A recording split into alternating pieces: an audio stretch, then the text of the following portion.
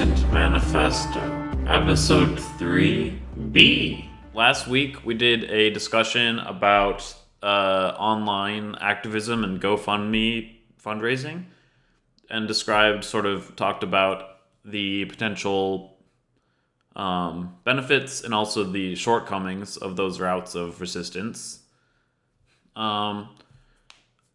And the intention of last week's episode was that we would then discuss these interviews that Josh conducted at the Surround the White House We Are the Red Line event in DC that took place about 2 weeks ago. So this episode we will be going over those interviews and discussing the potentials, pitfalls, and potential shortcomings, paths of resistance that are offered by in-person protest. And yeah, I think maybe there's all sorts of themes that will probably come about through these interviews. When it comes to like new activists, or people, or old activists, people of different, yeah. We'll just sort of compare and contrast these different responses. But joining me this week is Josh. Hello. And Danny, who you might remember from episode 2, the RuneScape episode. Danny, how's it going? Good. How are you doing? Pretty good. Yeah. Does anyone want to share anything about their life before we jump into it?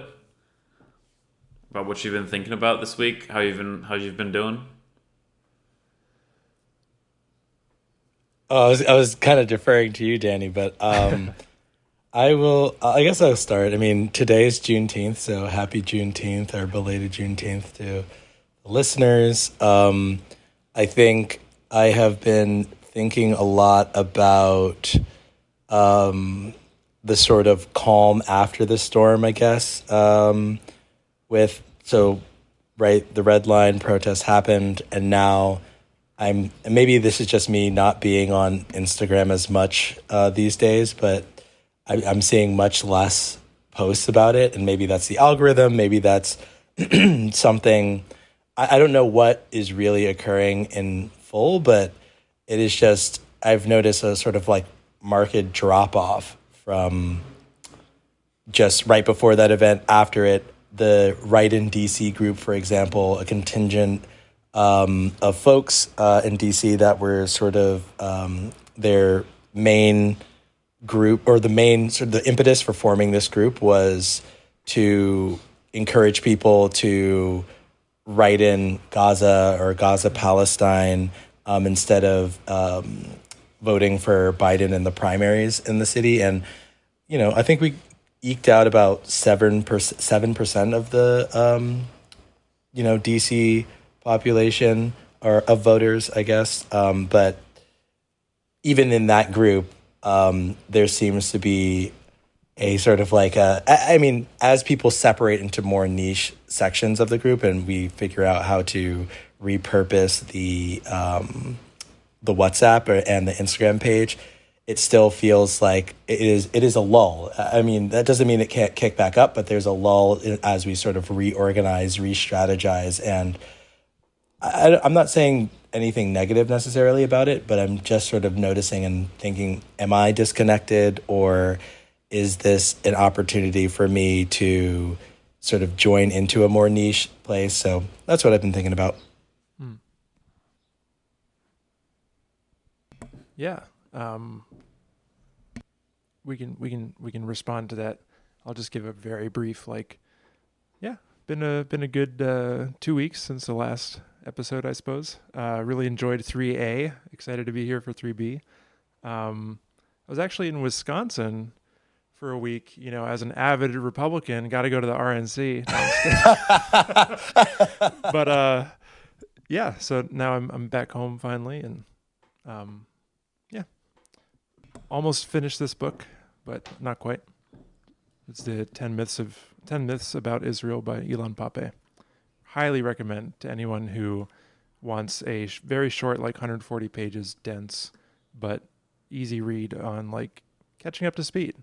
What the hell is going on since, even before 1800s in Palestine?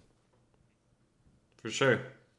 Yeah, as far as me, like, um, uh, no, yeah, I don't know, but as it pertains to this episode, I feel like I have been struggling a little bit with trying to find a cohort of people in where I'm living, um, because I have been connected to people doing stuff that felt really good, like collective action in the past in this location, but I've been kind of disconnected from people here for a while, and coming back now, trying to build this routine with this podcast and everything.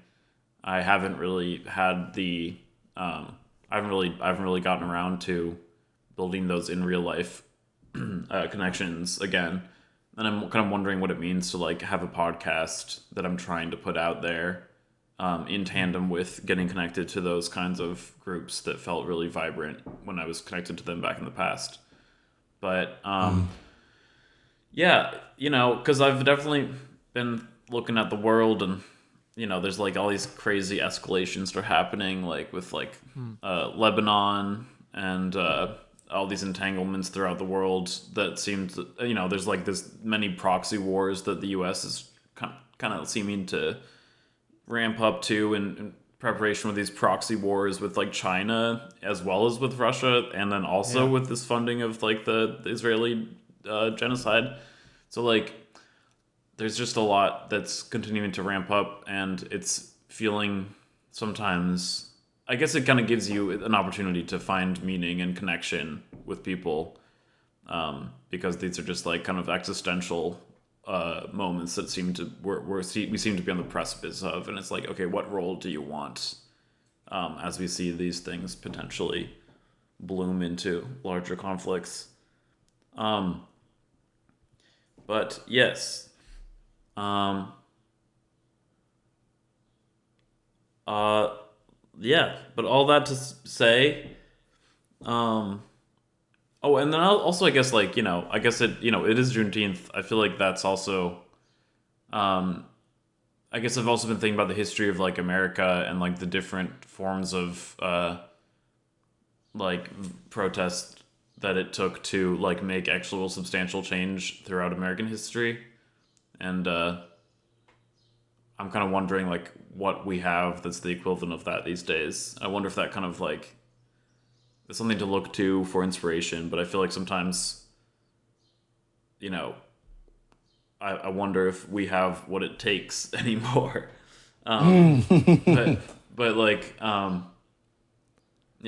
I don't know, because there's a lot of, yeah, something I'm kind of wondering about as we kind of move towards looking at these interviews. Yeah. Sorry, when you say what it takes, you mean to like rise up again and sort of overthrow hegemonic systems and or the officials that uphold them? Yeah, exactly. Yeah, like I don't know if I think that everyone has such easy access to things to numb themselves out that Yeah. like why would you like join together with people in like bloody resistance. I don't know, Hmm. but I Yeah, mean there's hope. Like I saw in like the UK some people like stormed like a weapons manufacturer and actually I like saw broke that. shit. But that's the Yeah. UK, it's different. Like the US is super super super. I mean it's similar but also different. Just with the Yeah. level of militarization and like teched out surveillance, and in addition to all these like hedonic traps that we have around us. Um, Mm.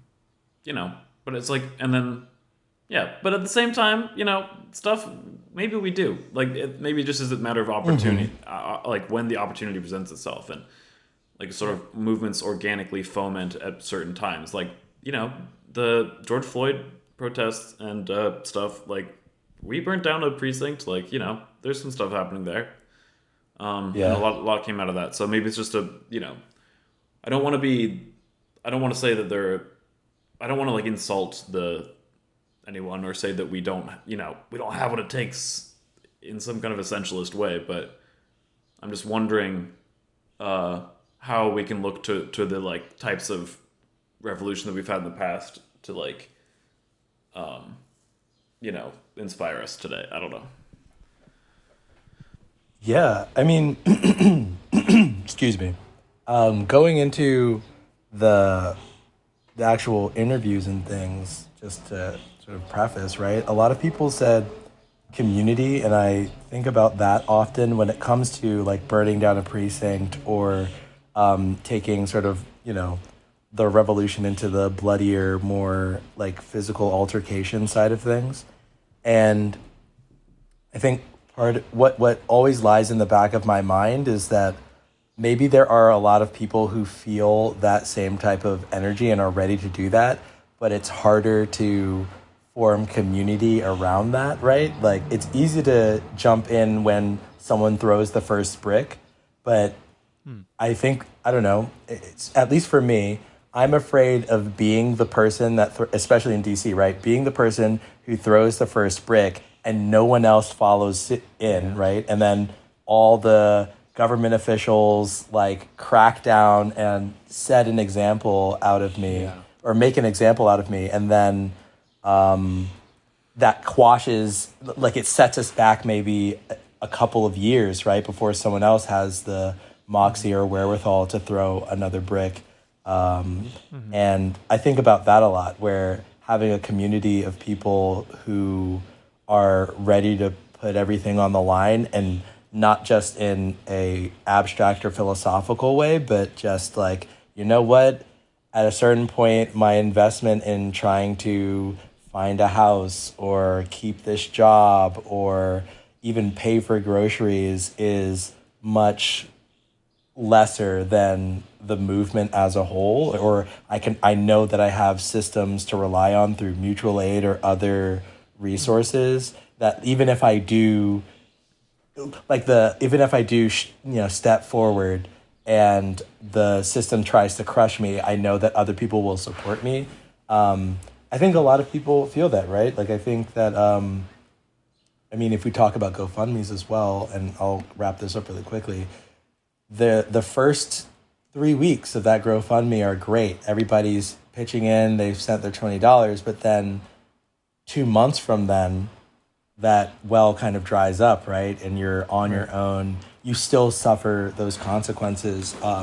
You may have had like a stopgap, but these are things that I fear when it comes, or like when I say, or when I think from a very Afro-pessimist lens, like we don't have what it takes to start again. I think maybe the hopeful way of saying that is we don't have it yet, but I also think that you're right in terms of comfort being the belle of the ball that we all sort of cling to when it comes to revolution and how we want to enact it or participate in it, right? Like there's a very clear and specific ask to keep protests related to Gaza peaceful, right? So that it doesn't continue the narrative of, or perpetuate the narrative of, I don't know, violence, or again, I say this with a grain of salt, but this is what I think a lot of people in DC are thinking, connecting the protests to Hamas specifically and trying to avoid that, despite, Hamas being a revolutionary force. It is still a fear that people have of trying to actually get a diplomacy ceasefire deal out. So I'll stop there. Right.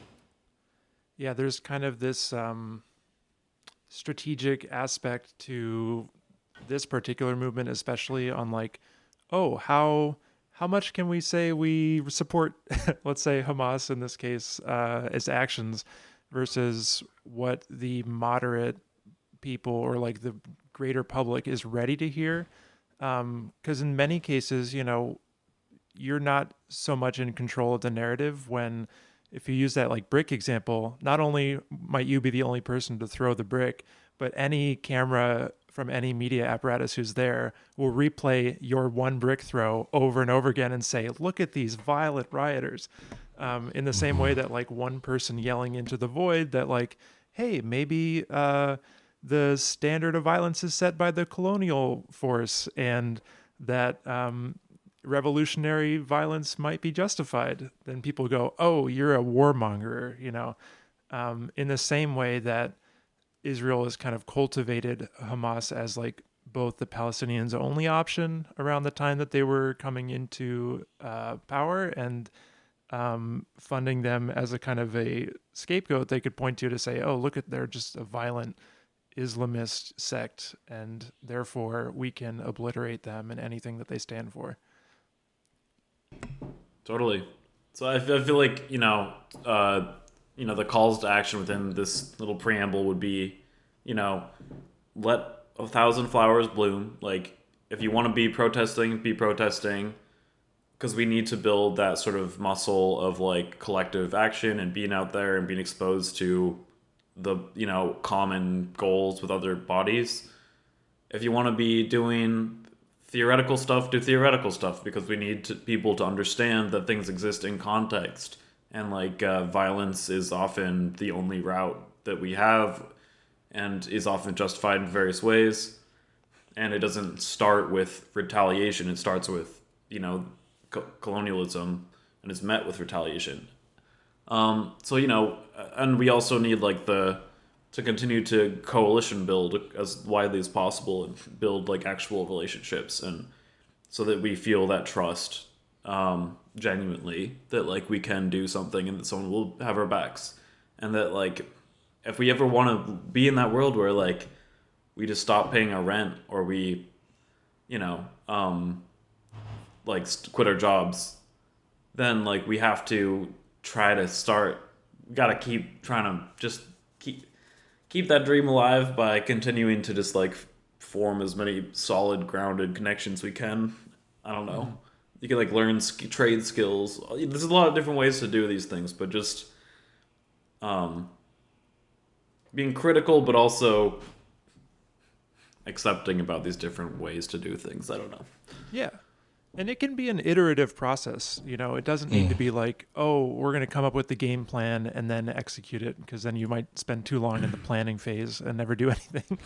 It can be like, oh, let's try out this. I'm going to try going to a protest. I'm going to try connecting to my local orgs. I'm going to try being nonviolent. See where that gets us. Right. Or, you can even try, I think people should try poetry and prayer and everything, theater, try whatever you feel like trying, because it also has to connect to how, what you're doing with your life.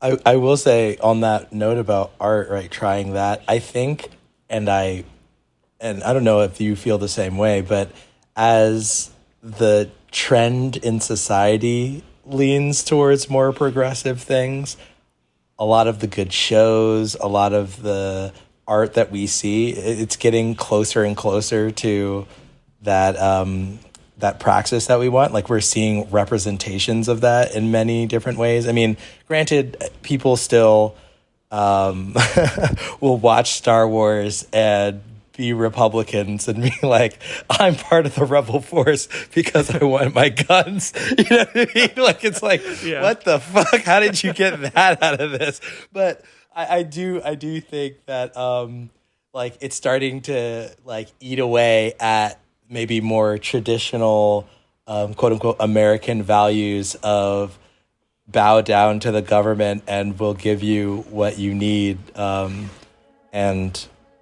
yeah, I just wanted to add that as like the organizing space is there's a psyop going on, right? And I hopefully, at the very least, that we that keeps us or allows us to be a little bit more flexible in like what actually will land and maybe what we can land in the future, preparing people. Yeah, you need to have those narratives to like plant the seed of doubt about like the world you live in. And you need to have stories that can expose you to other ways to be, like how to get there and stuff.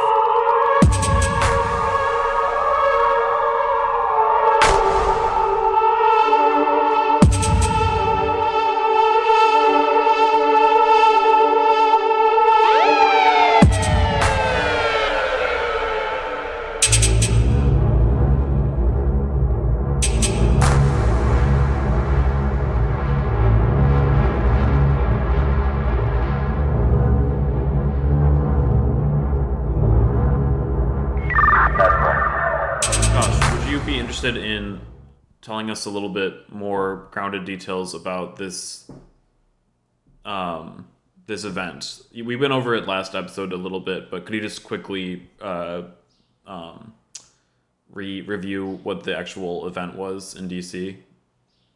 Yeah, absolutely. So the event was, if you missed last episode, was a coordinated, I guess, social media or primarily social media blast of encouraging people to come to DC to surround the White House and form a physical red line out of this paper that they had in response to the invasion of Rafah and Biden continuing to support Israel despite having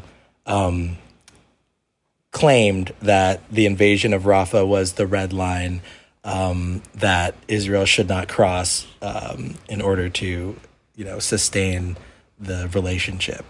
And so a bunch of people bust in. A lot of Washingtonians came through, or I guess maybe transplants to DC, but that's my personal thing. But a lot of people congregated from different places, and it was a more national movement. And it had in the beginning, I think it was from 11 till roughly, I want to say 4 or 5. And then there was a second sort of people's tribunal that took place on the other side of the White House for a few. And then the whole event culminated or ended roughly at, I want to say, 9:30-ish with a very, like a march that kind of wrapped around the White House, a couple of speeches from activists and organizers in the area and maybe also nationally, and concluded. And then people sort of and there was also an encampment that started on the National Mall that was meant to sort of be more of a message, because I think it was shut down pretty quickly, but the students or whomever set up that encampment left all of their camping gear there to create this symbol. All right, so you wrote a series of questions out and basically went around and found several groups of people to ask these questions to. Why don't we just kind of go through each question and then the people's responses to those questions and just discuss them as we go. So what was this first question that you asked people, and why did you think it was important? Yeah, the very first question was, did you travel to get here? That one is particularly important because it was a more like a national call to surround the White House. And while it was just like I think it was important to see just how many people are invested in actually showing up for actions like this. So we live in DC. We biked right to this area. Yeah, like literally 5 minutes, like 5-minute bike ride. It wasn't too far away at all. Yeah. So I took the metro, but I also had to drive to the metro, so probably took like an hour. Awesome. So you're from the area? Yeah. Perfect. I did not. I'm DC based. I did. I took a bus from Columbus. Oh, wow. Thank you for taking the trip. All right. I was trying to keep myself as still as possible. Oh, yeah. It's kind of nice, the pleasant bells. Yeah. Yes, we all traveled from Tampa, Florida. Yeah. Yes, we traveled from Columbus, Ohio, and took about 8 hours to get here. Yeah, we traveled from Columbus, Ohio. It took about 8 hours to get here. That's crazy. I mean, I don't really have anything to add to that. To the bus station. I mean, Okay, that's our first question. Pretty straightforward question and responses to that one. But it was kind of you can hear there's a bunch of different voices. It's a polyvocal group. people from DC, people from like Wisconsin, people from all over. Yeah, I enjoyed those chimes that were coming in at that one time. Yeah. I mean, as we talked about from last episode, maybe briefly touched on, it is the transition from the digital space to the physical space, right? And having people come from, I know, the two sort of far-reaching places, Tampa, Florida, and Columbus, Ohio, were just sort of testaments to how far-reaching the social media impact was. And maybe there were people from beyond there.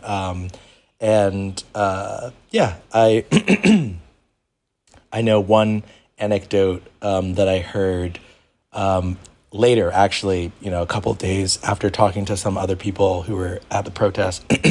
They had met up with or had seen some hijabi women who were at the protest and getting ready to board the bus back home.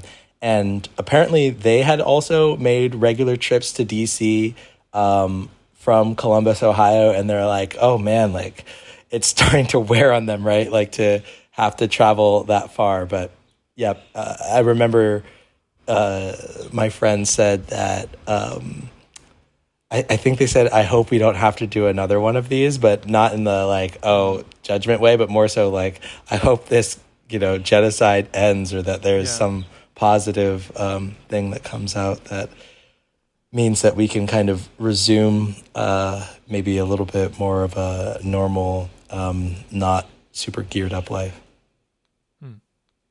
Yeah, the buses are an interesting element of this. And the social media element. Like, it seems like it's a really significant call to action that's made very accessible to a lot of people because of these buses. And yeah,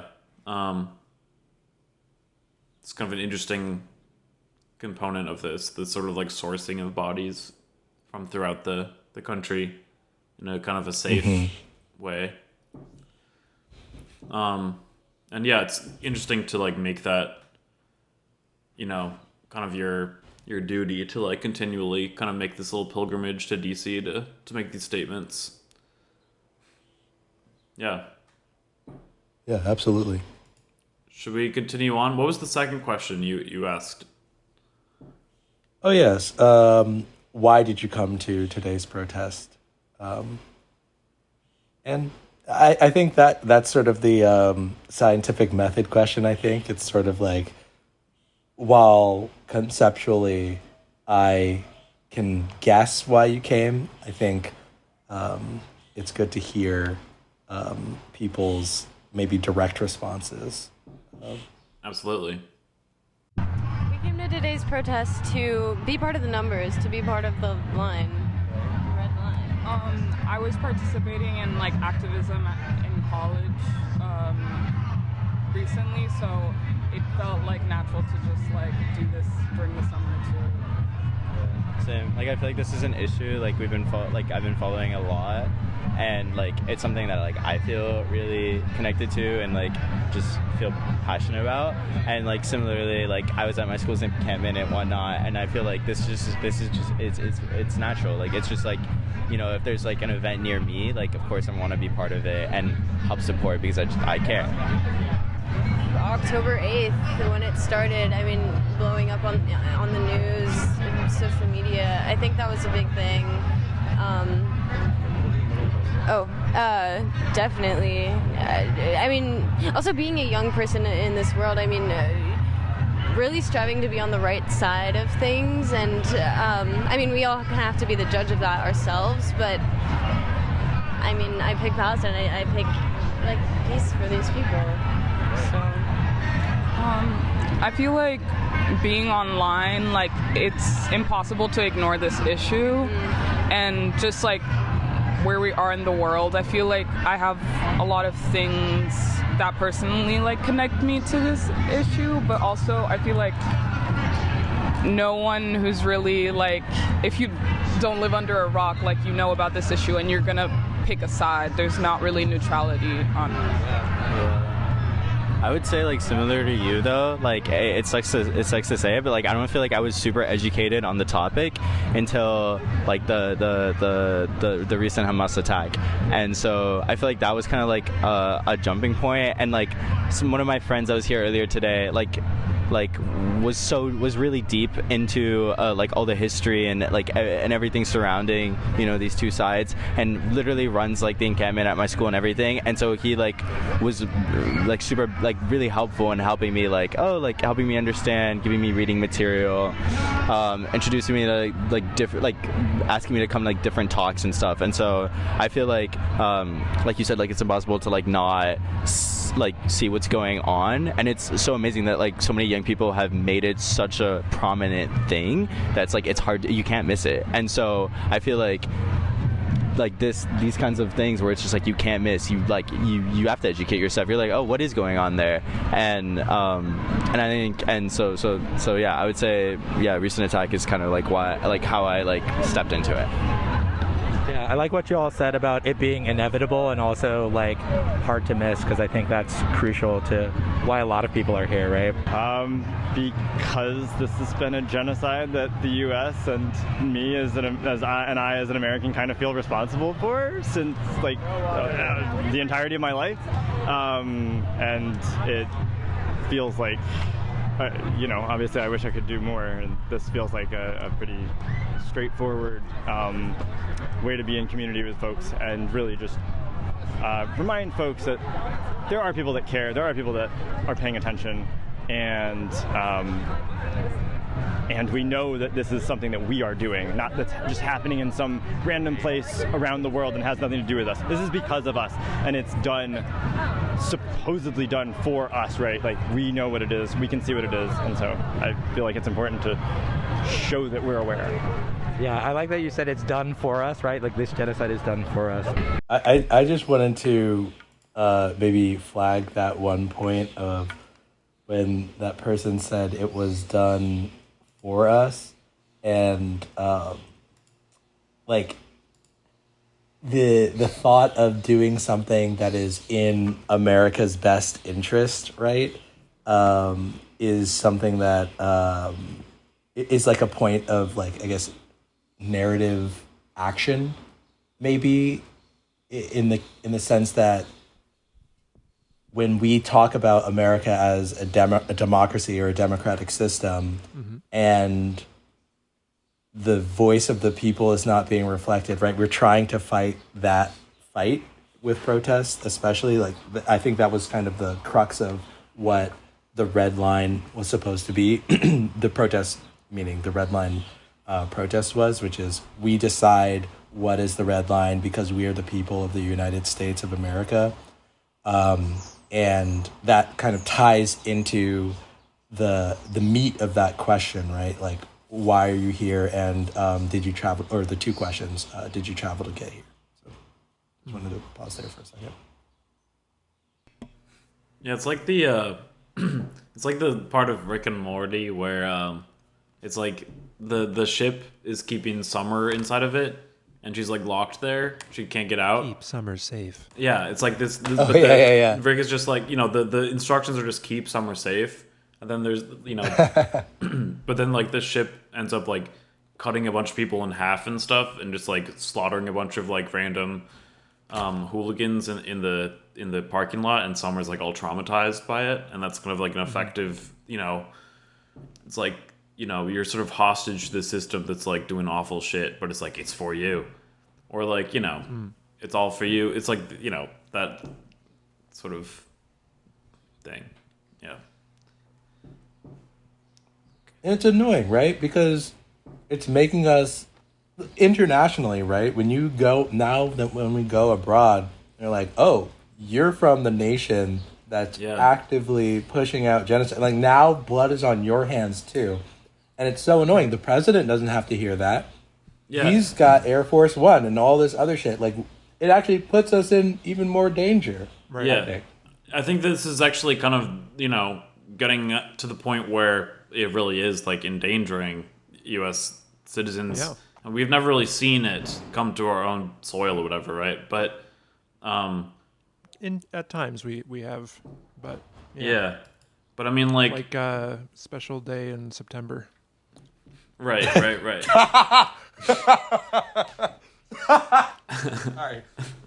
No, but I don't know why that's so... Yes, I mean, the euphemism cracks me all- up. I'm sorry. No, Please. yeah. I'm not laughing at the But yeah, I crisis. mean, like, in terms of... It's also just like, yeah, all the things that are at the expense of which we are giving all these bombs to people. Yeah. Like all the I mean, things that could have funded, yeah.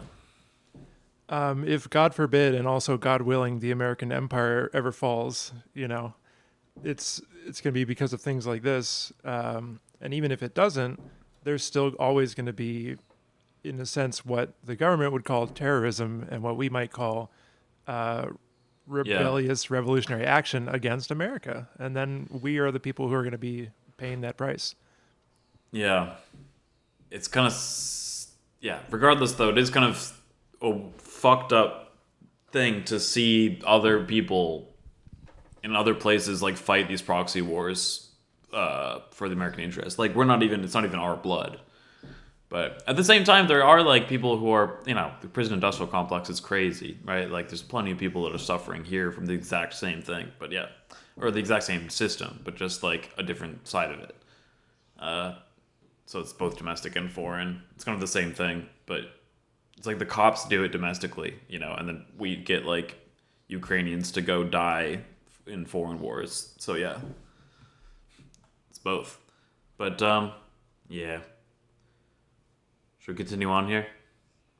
Yeah, and also, please pardon my laughter. Violence is not funny. I was laughing at the euphemism itself. Well, yeah. Yeah, I know. I mean, listen, I just hope that people know that I'm not laughing at the loss of anyone. Because the loss of life. Yeah. Yeah. Okay, so today's protest, I knew that the red line was happening and I knew that folks were going to bus in from different cities to come here. I'm with an organization called Asians for Palestine, DMV. There's also chapters in New York and Twin Cities, Minnesota. So they're popping up around everywhere. And I thought it would be good for us to have a contingent here at the rally because I'm sure there are a lot of Asian American folks, whether they're with an organization or not with an organization, or they're busing in and are looking for a contingent to be with. Asian American, it's a lie to say that Asian Americans are not political, but also a lot of us are still looking for a political home. So that's why we organized the contingent with A4P DMV, and it was really great. We got a lot of interest. People came out, held the banner for us. And I think there's a lot of interest moving forward to organize with us as well. Awesome. Do you have like an @ you wanted to plug? We don't have a huge platform, but yeah, no, of course I love that. Our @ is Asians for like the number 4 Palestine DMV. I started getting frustrated with myself for being a little bit too complicit and not doing enough research, and so I searched on Instagram and started looking for groups of activities to do, and there was the banner for this, and I said yes. Because I live in privilege and there's folks out there who don't get to live in the privileged life that I do. And so I came to be a body of support. I have some things I actually practice to say, but I think we're at a really pivotal time right now when it comes to how our country is going. Have you seen Doctor Who? I have not. Oh, but there's this concept in Doctor Who about fixed points in time, things in history that don't change that significantly affect the way the universe develops, and I feel like this is kind of one of those moments that are so important, and I feel like even if just one more person can participate, it's gonna make an impact. Oh, real quick, Danny, do you watch Doctor Who? I do not. Okay, well, never mind then. None of us really know that reference, but sounds interesting. Yeah. sounds like my mushroom strip. Okay, no. Yeah. Sounds like my traumatic mushroom strip. Do we understand the concept around Doctor Who? Like, I think, isn't the Doctor someone that is also sort of an interdimensional being that switches bodies every now and again, and so that's why you have different doctors? Yeah, I think so. I don't really know, but yeah, I think it's like a multi-dimensional. There's a doctor in like all these different, like every dimension or something, and so like they exist through all times and dimensions. If you're listening right now and you're a Doctor Who fan, please come on for episode 4, that would be Doctor fun. Who and Revolution. Yeah, Doctor Who and Doctor Who the hell is this? Doctor Who and like apocalyptic like undoing of time or something. I don't know. It'd be cool. Yeah. Yeah. All right. Never mind then. Kind of a pointless tangent. Yeah, so the reason why I came out today is because I'm a socialist, and what socialists believe and what socialists generally fight for is the rights of all oppressed people around the world. And the Palestinians are an oppressed people in their own land. The Israeli Zionist regime has basically taken over their land and is conducting a genocide of the Palestinians. And I feel like it's our duty, being in the United States, being in the belly of the beast, being in the country that is basically facilitating and allowing this genocide to happen in the first place, frankly making it happen through the sales of arms to Israel and the continual military aid. I feel like it's my duty as a socialist and as a progressive, upright human being to fight for the dignity of all oppressed peoples around the world. I came to today's protests for Palestine and for liberation. I came to show solidarity with the people of Palestine, to meet other people who want to show solidarity with Palestine, and yeah, just keep doing the work.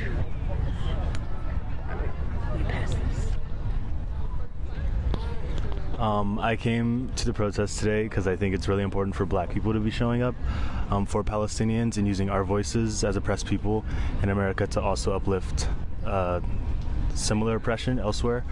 And so, yeah.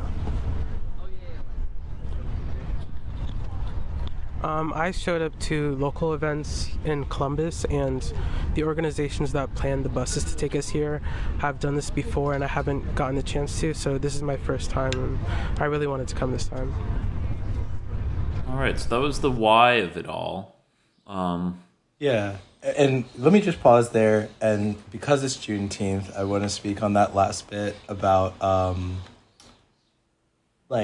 the importance of Black people showing up for Palestine. And I think, like, to keep it short, it is just imperative that all movements for liberation be connected in, like, internationally, because it really does, I think, at least, even just optically, that if every nation around is like, fuck imperialism, right? Like, fuck the Western powers that have been coming in and fucking up our resources, our governments in many cases, and our people. Like, it stokes this fear, I think. And of course, you know, they have retaliatory forces, but it also does show that they really can't kill us all, right? Like, they really, if everyone is not about the imperialist structure that we have internationally now, and we make that clearer and clearer with every day, it's just that the narrative is going, or at least the needle is going to start bending in our direction by sheer numbers of people, right? And if you tell your kid that, hey, you know, just because that person is being beat up and it's not you today, and it just know that it could be to you tomorrow. And I have a little bit about that I want to mention on the end of this, but you know, I think that it is important, and that if anyone tells you that, like, oh, what about what's happening here when we talk about international issues, you just got to spit in their face and say it's all fucking connected, right? Like, this is, like, what we're trying to replicate is what has already happened in the U.S., the eradication of indigenous folks here, and the sort of even bastardization and dilution of their culture and oppression that continues on today. This is how many years out from the Dakota Pipeline protest, right? So it's like, it's all connected. This is all happening all at once. And don't let the divide and conquer mentality, listener ever sway you? Happy Juneteenth. Yeah, absolutely. It's so funny that like Israel and the U.S. spokespeople running defense for Israel's actions are referencing U.S. actions and saying like, oh, we did bad shit too in like Afghanistan and like Iraq. Yeah.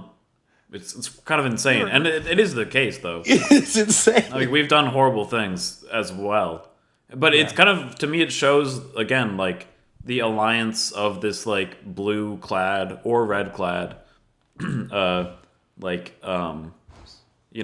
citizen minded, like upstanding citizen of America or Israel is absolutely bloodthirsty at the core, sometimes without even realizing it, but oftentimes with realizing it. Whether they're liberal or conservative, they don't care, and they want, they're okay with exterminating people. So yeah. Yeah. Because we're the good guys. It's like reductionist to team sports. Yeah. Yeah. Yep. Yeah. And one thing that I find super, super annoying, and going back to like, the BLM protest, right, in 2020, the call for all lives matter, like that even being a thing and having this be like, I guess, supported by that same group of people. And I'm including, the neoliberal contingents that were like, well, yeah, all lives do matter. Like that type of bullshit. Like, yeah, it's just like their rhetoric doesn't matter. It's they actually just... Like, nobody actually believes that, too, is the thing. Like, when you say all lives matter, that actually comes down to one of the tenets of this manifesto, which is that, like, they don't believe that. No one really does. Like, the mutant is all life, right? But that doesn't mean that, like... But each person, each individual, is gonna have to kill other individuals to survive. And, like, all lives, that means, like, a fish. That means, like, a tadpole. That means, like... But nobody believes that. I mean, and if you did, then you would see the specificity of the slogan of, like, Black Lives Matter and understand its importance because, like, it's it's devalued by a system, so you'd see that. But, I don't know. It's, like, it's so funny that people would say all lives matter. It's one of those things that's so broad that it loses meaning because it's like it's clearly not the case. You eat hot dogs, so you don't, so like you don't actually believe that. But yeah, I mean, it's as simple as like these are the same people who are like, I love Amazon because I get my shit super quickly, and then like when the driver is like not delivering it the day that they deserve it, they're like, I'm gonna get you fucking fired. Or I love that you have to piss in a bottle in a warehouse in order to ship this out to me like the moment I like demand it. Like, fuck that. Like, that's crazy. Yeah, the entire chain of commodity production and delivery, foreign and domestic. Yeah.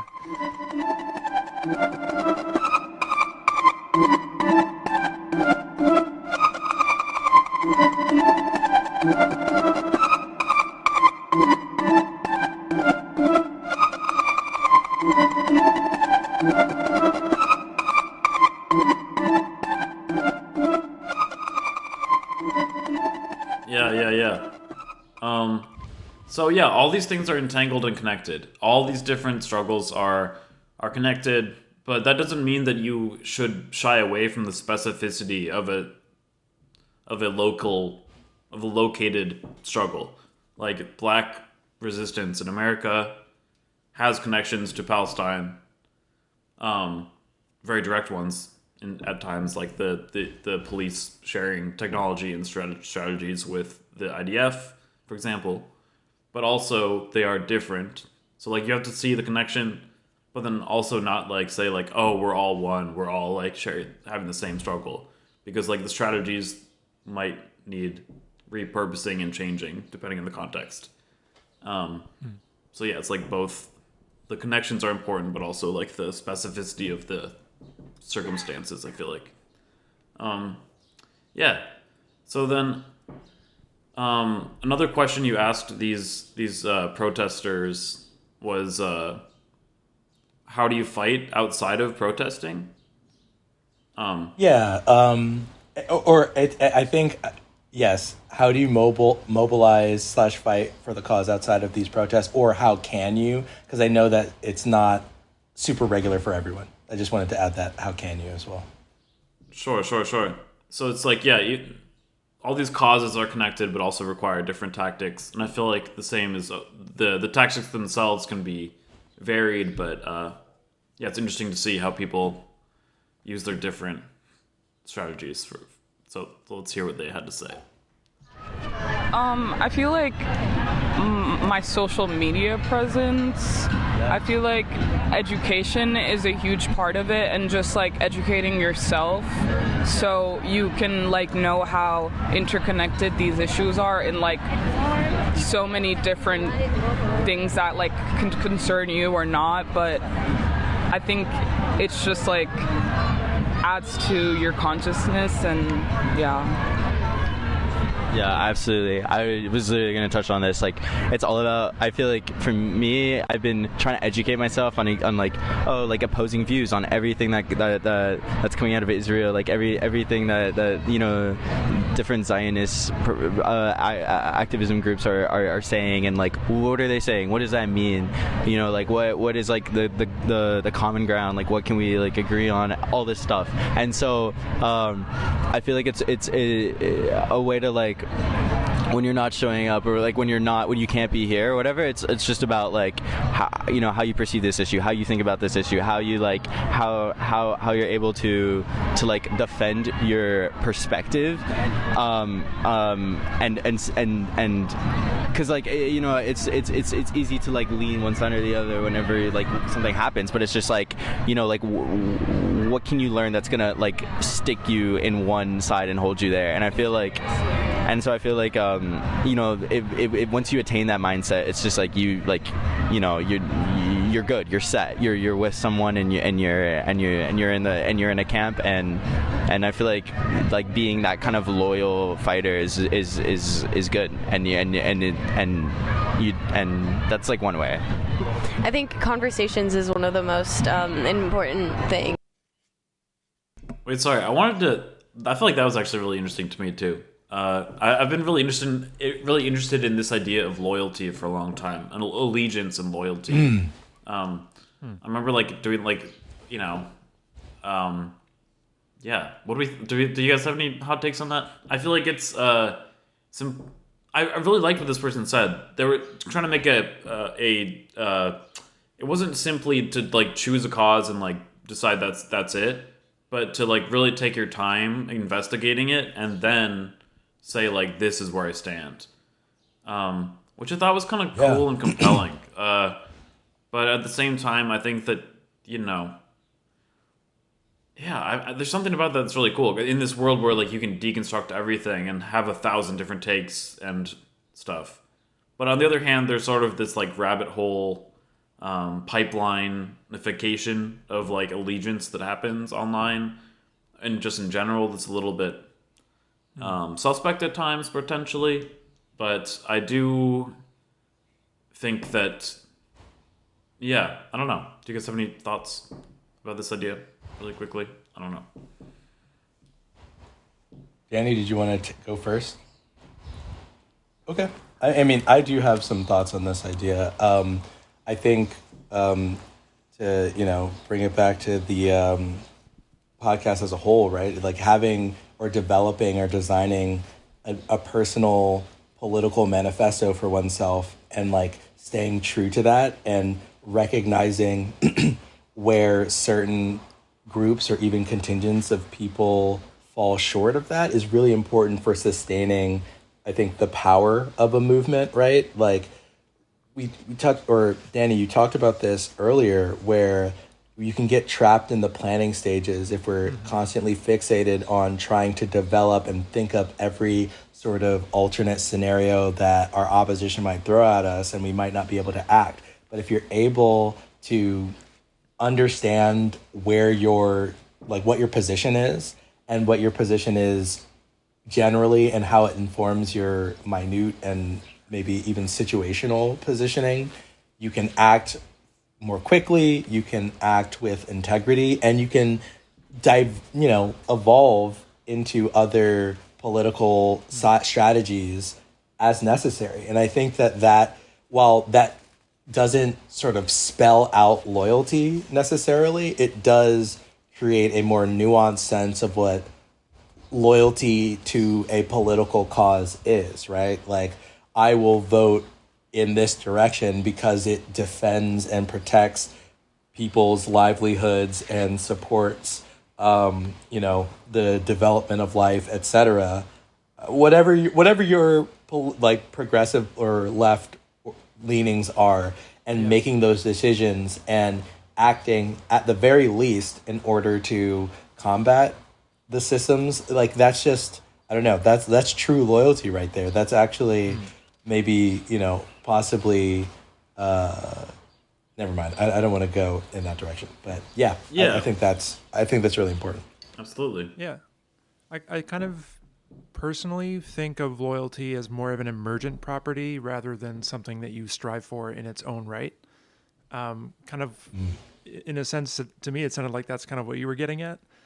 That, like, it is true loyalty in this case to show up continuously.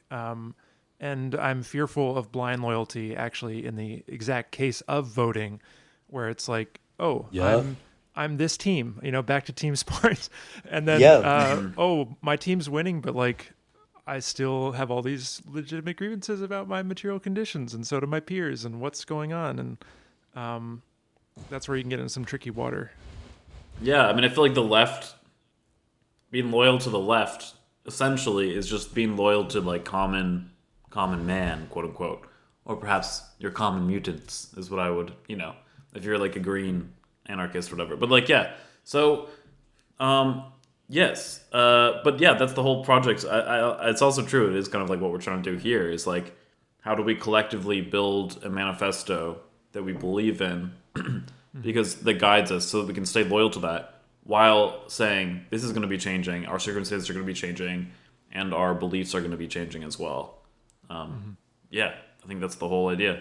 Gotta be fixed to something, but also flexible. But yeah, anti-sycophant. Yeah, that too. We have maybe we can do a there's a little section of you went on some tangents in some of these interviews where you talked about the Democrats and Republicans, and it would be cool to we'll follow up on that in a second too, I think.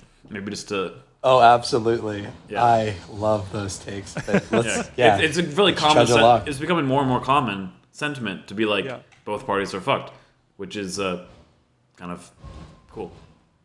Yeah, I mean, here's something really interesting right before we go back into it very quickly. So last weekend I was in the Shenandoah Valley with some friends for a birthday, and as we were driving, on the back, someone's like the sticker on the back of a car was like, the Democrats, the Republicans, they both suck, like, was pasted there. And we're like, oh, this is kind of, if you think about, Virginia, right? Or as you get more south in Virginia, you think of it as Trump country. But to see, like, middle-aged to older people pushing a van that has that pasted on the back, it's just kind of like, yeah, fuck it. Like, they both suck. And then hopefully they lean in a progressive direction. You don't really know, but there is a general universal acknowledgement that our representatives do not represent us. Yeah, I think that's a pretty common sentiment in like the rural areas. A lot of people who are not like Trumpers are like, yeah, it doesn't matter. Like, both of them are just trying to, a politician is more like a crook, or all these different. Exactly. There's all these common sentiments and common jokes and sayings about politicians that are like true, and they've been, we have a long history of like folk music about this topic. It's a deeply acknowledged part of American culture, I think, to be like, yeah, like, both parties are fucking us over, trying to take our money, essentially, our rights and our money, which seems to be the case. But okay, let's finish this up, and then let's finish this question up, and then maybe we'll do the Democrats tangent. Just keeping it all around, reminding people that it's not just something that goes away. It's there and it's continuing. When it comes to selecting who you're going to potentially vote for, like keeping that in mind, and again, conversations, calling those who are able to make calls in the U.S., corporations and whatnot, I think, but mainly conversations, even though, I like what you're saying about like building community being important. I'm hearing that through line for a lot of it. And I like the education part of it because it shifts culture, right? Like I think that's what I'm hearing a little bit of, that not only is there a culture around it that's already established, but you're building that.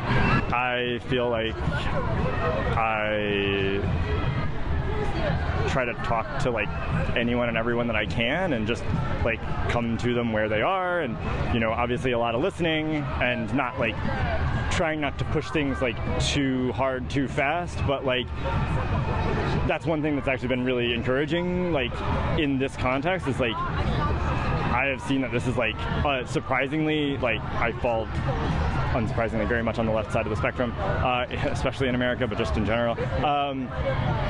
But genocide turns out not a super popular thing when it's like really laid out there in like its purest, most disgusting format, and like so it's been kind of impressive to me to like see the normal lines that we're used to like kind of like fall away in relevance for regular people. This is not folks necessarily like in decision-making places, but I have kind of been heartened by that. Now there's a difference between like at least from people that I've talked to, like in like, well, do I really think they're going to do much of anything about that? No, probably not. But or like a lot of them, especially as you get further over to like the center and right, but like the center. But that has been encouraging to me, and it's opened up some really more interesting and more deep conversations with like folks that I think maybe it's harder to have those conversations with maybe in other political moments. So yeah, I guess just like for me, it's like talking to everyone, not taking anyone for granted in like where they could be. Were they to like be informed, and also kind of making people uncomfortable, like like the people that I have the most sway over, the people that I talk to the most, I'm around the most, those are the people that I have the largest effect on, I think. So yeah, that's how I mobilize or try to mobilize in my life generally. I think a lot of it is education, because right now, like, I can't speak for everyone, I don't know where everyone is at, but I think this narrative is crumbling, like this propaganda is crumbling.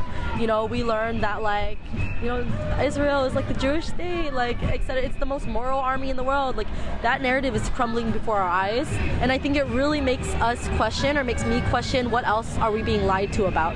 What other narratives are out there about other countries that we're being lied to about? What other proxy wars is the U.S. funding that we're being lied to about? So I think for us, like, education is such a huge part, unlearning and also learning, because everything is connected. Like also Congo and Sudan, right? Like it doesn't end with Palestine. It like actually kind of starts with Palestine. What I'm gonna do next is look into what groups I could join to kind of be involved in politics all the time, not just in times like these. I think doing more research in general, it's very easy to do a lot of research in general, and I think I could spend a lot of more like quality time on my phone.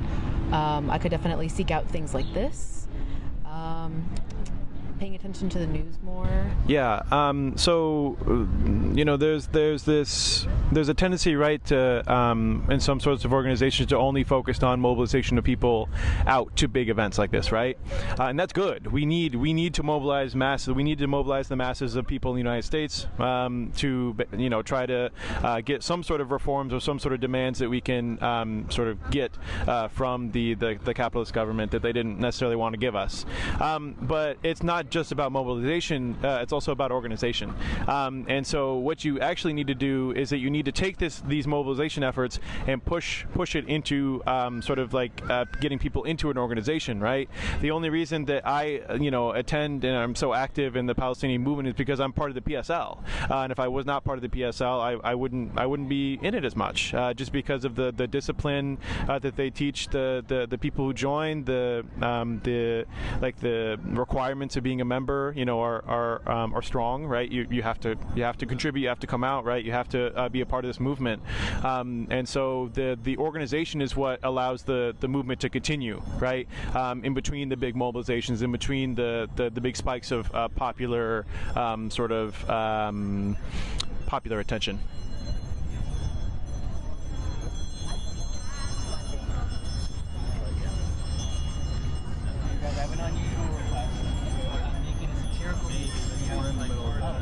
Little I think vibes speaking break. to people that are in your day-to-day life, that are similar to you, like white folk to white folk, women to women, men to men, whoever to whoever, we need to all be speaking with one another about what's going on, and not just not talking about it. Since I'm so new to I haven't even joined an organization yet, but I want to. And like you said, I try to talk to people around me because my family is mostly conservative Christian, and they have stuffing in their ears. So I figure if I can even put a little bit of I don't know how to say it, maybe doubt, yeah. It's really difficult though to talk to them, and it's affected me poorly. I mean, I don't know what I'm saying. I'm rambling, but I feel you. They didn't want to talk. They don't want to talk over text, so they avoided it that way. So then I tried talking to them in person, and my brother-in-law is a police officer, so that was not fun. That was a weird conversation. Anyway, yeah, I do try with the people around me, but it's not easy. For the listeners here, all three of us on the pod sort of raised eyebrows at the brother-in-law being a police officer. But I think I wanted to pause here, and maybe I should have paused after they finished speaking, but this was a particular moment where I commend, this is in Florida. I want to remind you, this person is coming from Tampa, Florida to DC. Yeah. Wow. This is a person who mentioned that they were autistic and is striving, right? And as we will continue to hear, striving to push against this system where they're met with conflict at every single turn. And I think that this is a great example of what it looks like in the vacuums of the rest of the U.S., being on the coast, right? It's very easy to feel this momentum, but being in places like Florida, and I'm sure in, I don't know, I'll make a grand assumption about Montana or something, having a conversation like this is radical in and of itself, and particularly difficult because everyone around you is looking at you like you're crazy, right? And you're not even able to draw the maybe broader connections that you're hearing about here with these people, but it's the entry floor, right? It's can we at least even talk about this? So I wanted to commend that person for putting in that work, particularly in a troubling state like Florida. Yeah. Yeah. I mean, also, yeah, I feel like that person, has a really good arc in this audio. Yep. Yeah, and I'm actually kind of compelled by this particular group. There were 3 people in this group. They didn't seem to know each other that well beforehand, did they? There was the socialist guy, and then there was this person. It's autistic person, and then there was one other person, and it seemed like they maybe took the bus together, but they maybe didn't know each other that well beforehand. Yeah, it's really interesting because depending on the group, either they were like, we're all friends, but this group seemed to be like they met up on the bus together. I think the socialist guy, they have already been friends. Like it seemed like they either got close on the bus or they knew each other somehow, right? Because they do talk about meeting up in other places to some extent. So I think they know each other enough, but it seems early on, especially for this particular person. Yeah, and I just feel like this is a really exemplary kind of group and case study. I really like how these guys were like, oh no, makes sense, like supporting this person and what they were saying, and like, just they seem like they have different backgrounds and different approaches and different like drivers for like being there in some ways. But yeah, I really do think this person is like carrying out the Mutant Manifesto, you know, is really trying to find ways claw out of these like pools of stasis that surround them, you know.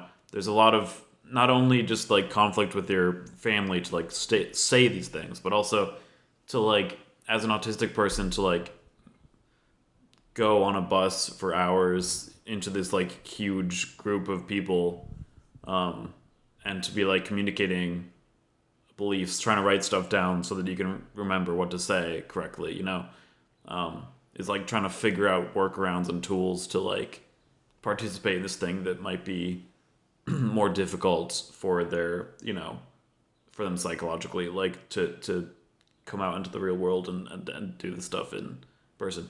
You know, not to say that every autistic person has a problem with being in big groups, but it is commonly an issue. So yeah, it just is very commendable in lots of different ways. Yeah. And just like figuring out your own route to like try to participate as much as possible. I don't know. Yeah. Right. But all right, let's finish this off. Thank you for sharing that. It is really hard. It's really depressing. Like, you can continue. It's I don't know if it's relevant, but everything's relevant. Like, cause I don't know. It's depressing because I know they're decent people, but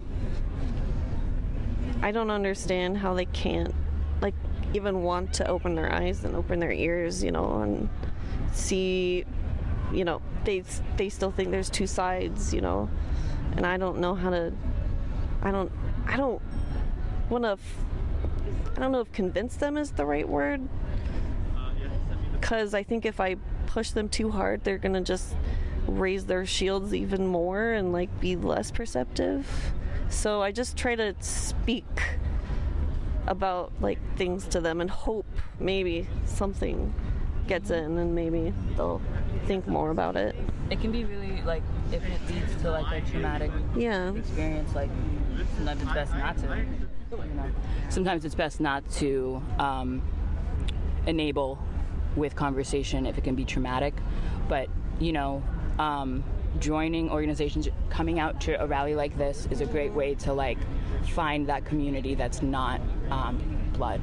Yeah, it's been really great because I've felt so alone, and it's been hard. Like might cry. So. No worries.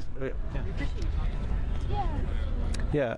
I was just going to say on sort of the idea of like convincing people, right? You know, sometimes it can feel a little futile, or maybe like you're just running your head against a wall, right? The way that I see it, you know, my stepfather, hardcore Republican, Trump supporter, right? All these sorts of different things. We've talked about the issue plenty of times, and he doesn't really budge, right?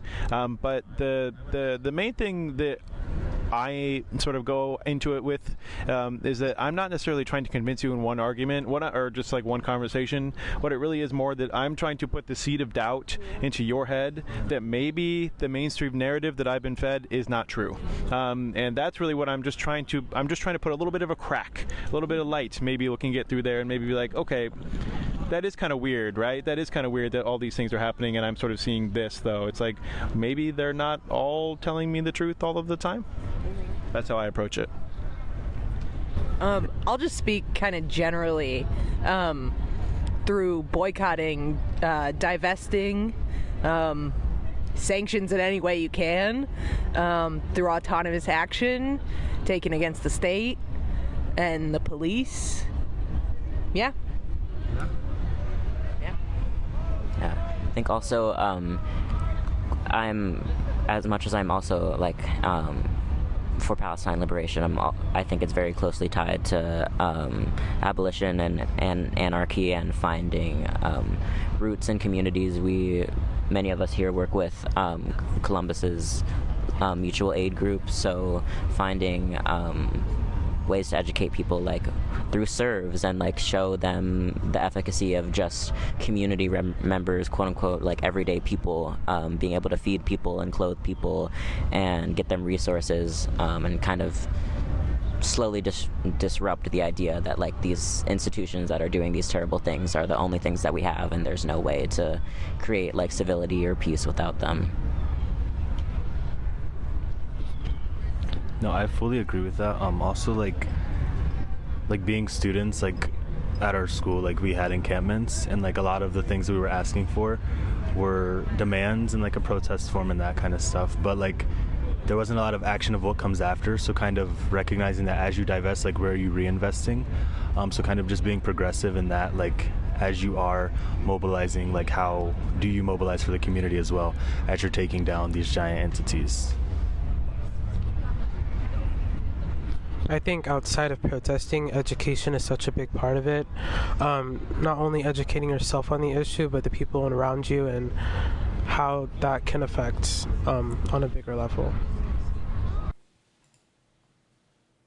And I've been bad at this, but I want to read what this person wrote down in response to this question as well, because they didn't feel comfortable lending their audio to this.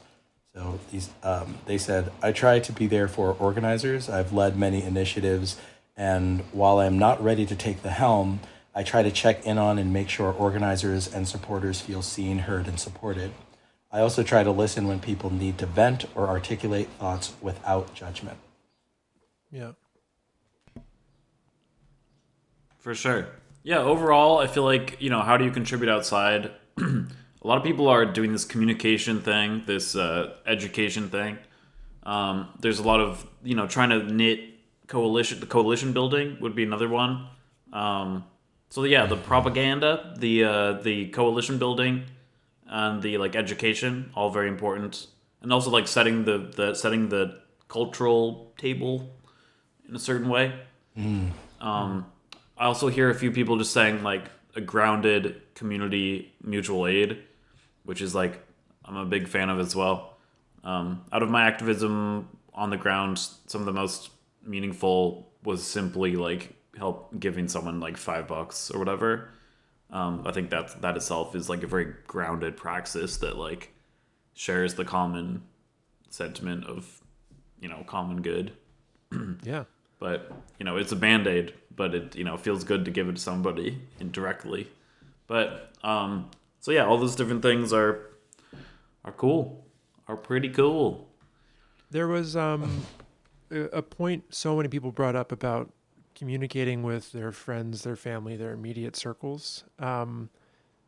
Whenever I hear that, there's a small part of me that always revolts in myself, and this is totally a personal thing, but I'm it's not enough, it's not enough, it's not enough, it's not enough. But then the rest of me is no, actually, it is not only enough, but it is a necessary step no matter how involved you are getting. And not only that, but there is something that I learned along the way in grad student organizing, which is to make smart asks of people, and SMART being an acronym for specific, measurable, achievable, relevant, and time-bound.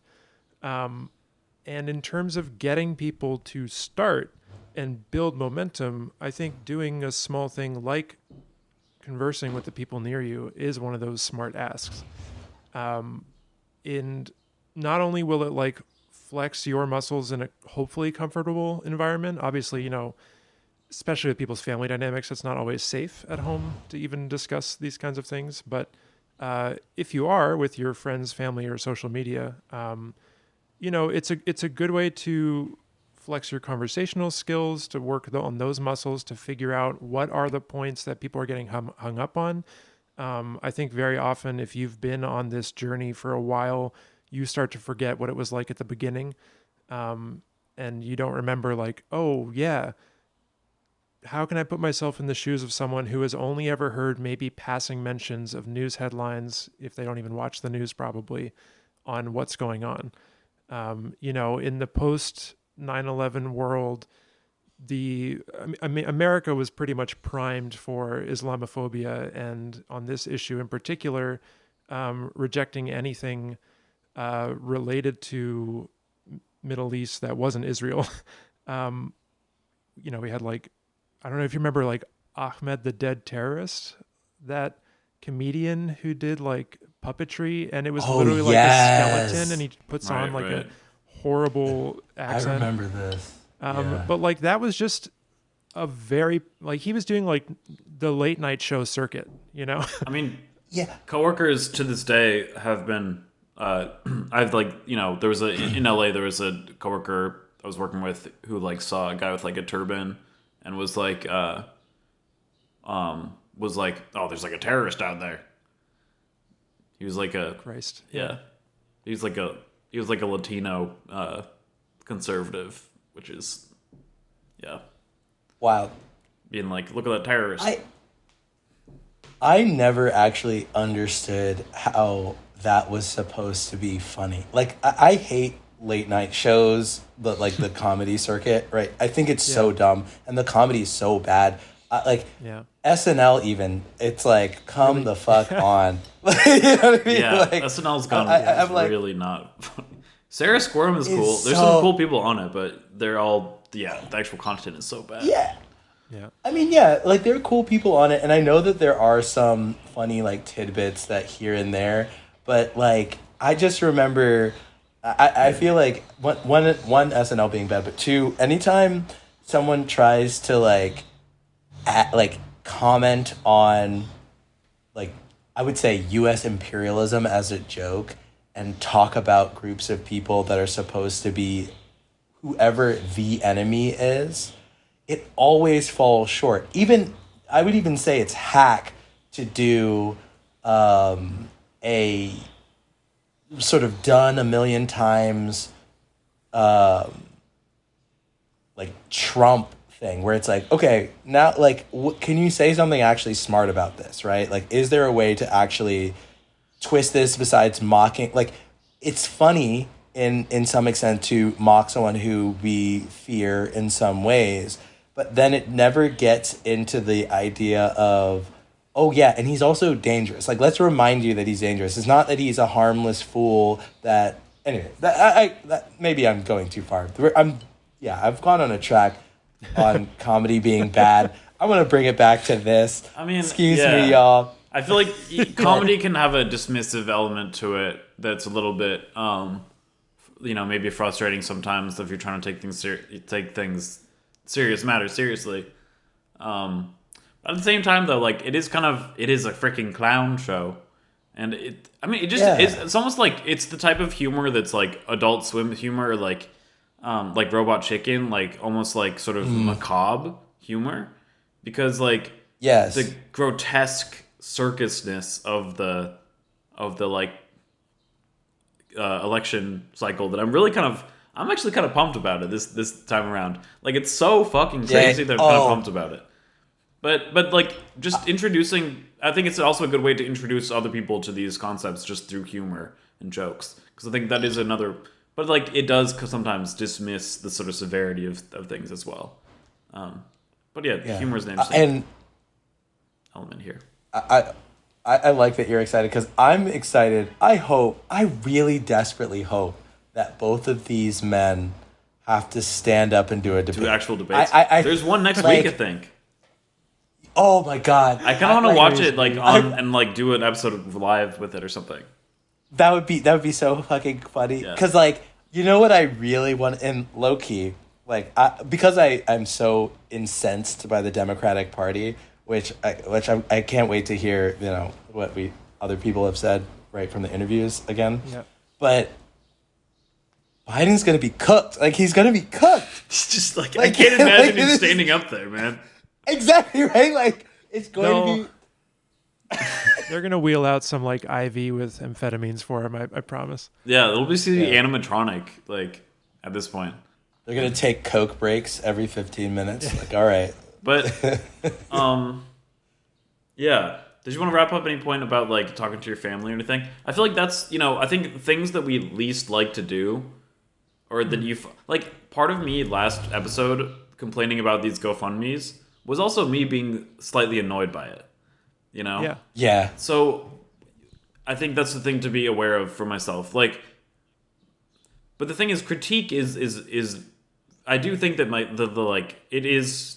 None of these things can be the complete picture. Like, you should not just be trying to throw bricks through windows, and you should not just be trying to give money to GoFundMes. And I do think it's sus that there are people who are like clearly profiting, gaining platforms just through proliferating GoFundMes. And there's definitely are scam potentials there too. But a big part of me being, I also to be honest, like, there's certain elements of resistance that you find annoying and cringy and stuff like that. And those are the ones that you're most likely to critique. So, like, I think you should critique them, but I don't think that you should. I think that you should also be, like, reflexive about, like, why you're critiquing certain elements. And you shouldn't try to, like, stamp it down unless you really think that it's, like, doing genuine harm. But, yeah. We've got common goals here, so. Right. Yeah. And back to your point. Yeah. And exactly. Back to your point, Danny. There's also this sense that I get that we're not so far removed from the folks or people in our lives that are right leaning and or on the opposite side of the spectrum. So the more you can sort of like make their culture, like the culture that is around them, more progressive, then they might be encouraged to at least start thinking differently. Sure. In order to remain a part of that community, right? And I just wanted to maybe make a plug for not like anti-cancel culture, but like a call-in type culture that resists the sort of negative, nefarious elements of ostracizing someone who will add numbers to our opposition, right? Right, yeah. And like the education point that these people are talking about, it's so, like, there's so many different ways to educate someone, even if it is as simple as when someone gets hurt in like a group of people, instead of staring or pulling out your phone like a lot of people might do, right, lending that hand also activates, I think, in many people, oh, I should have done that, right? And as you normalize these things, they become part of a community. Like New York is a great example where people are saying that New York is full of kind, not nice people. Like if you're trying to bring something onto the train platform, everybody's struggling in New York to some extent, and people are bound to at least try to help you if it seems like a decently safe situation. Just out of virtue of it fucking sucks out here. And, I kind of want that as a general statement of community versus, like, I would say as DC has changed, it is disheartening to see that be an effect of the evolution of this city. But we can continue on to the other interview questions because you've kind of lost that soul of kindness in a sense. Maybe with transplants. Yeah, but also it being a weirdly commendable thing. I remember breaking up de-escalating, I guess, a fight that was about to start, and everybody sort of taking a step back, and as it sort of dissipated, people turning to me and being like, yeah, like that like you were in the right, like be like sort of hyping me up in some way, and I'm like, I don't want, that's not the point of this. Yeah, what like the I hell? actually don't.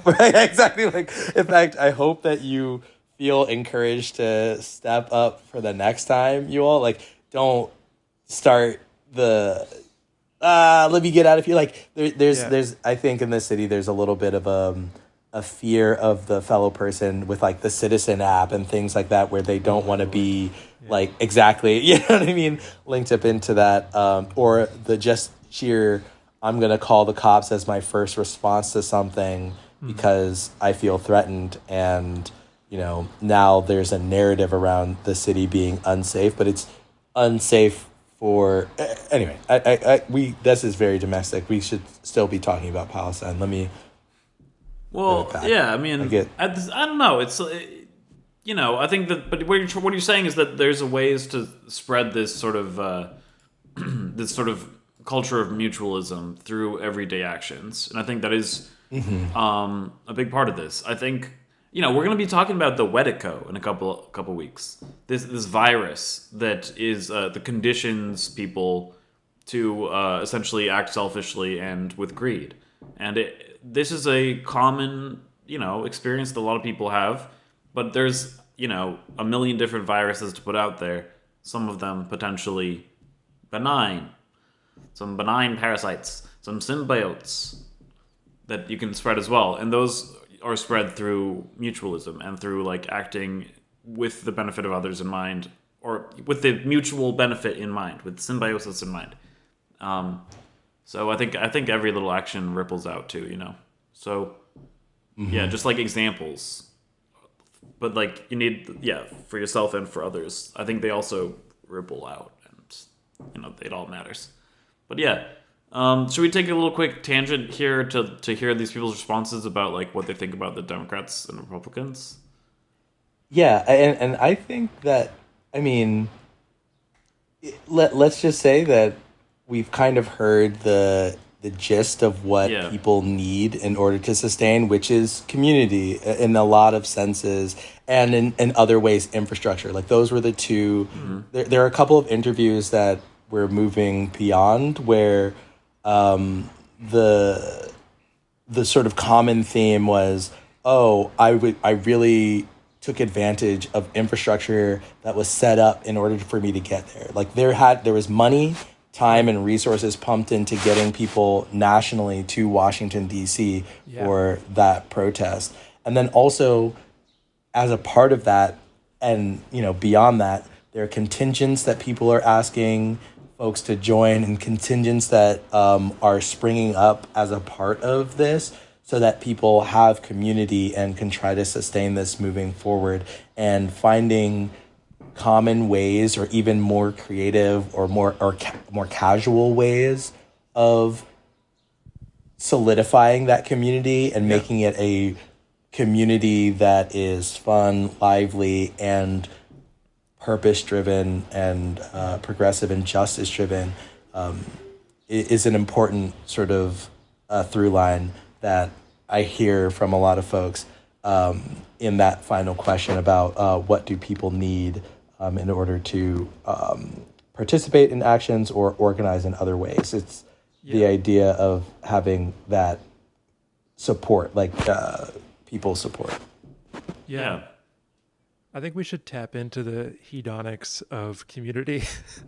Where's the mutant pickleball league, you know, or well, that's why I feel like Leftscape is important. That's why I think that, like, you know, online spaces can be part of this, but also real life too. Like, right. I think that I mean, we should like keep doing this Discord thing. We have a Discord. If anyone wants to be part of the Discord, you know, DM us on Instagram, a Mutant Manifesto on Instagram. But literally, we can play games and stuff. Like, that's a great way to build this shit. Or like, we could also like we might start Twitch streaming as a way to just like have people hang out with us and ask us questions, and we can like respond in live, and like they can send us videos, and we can like process things together.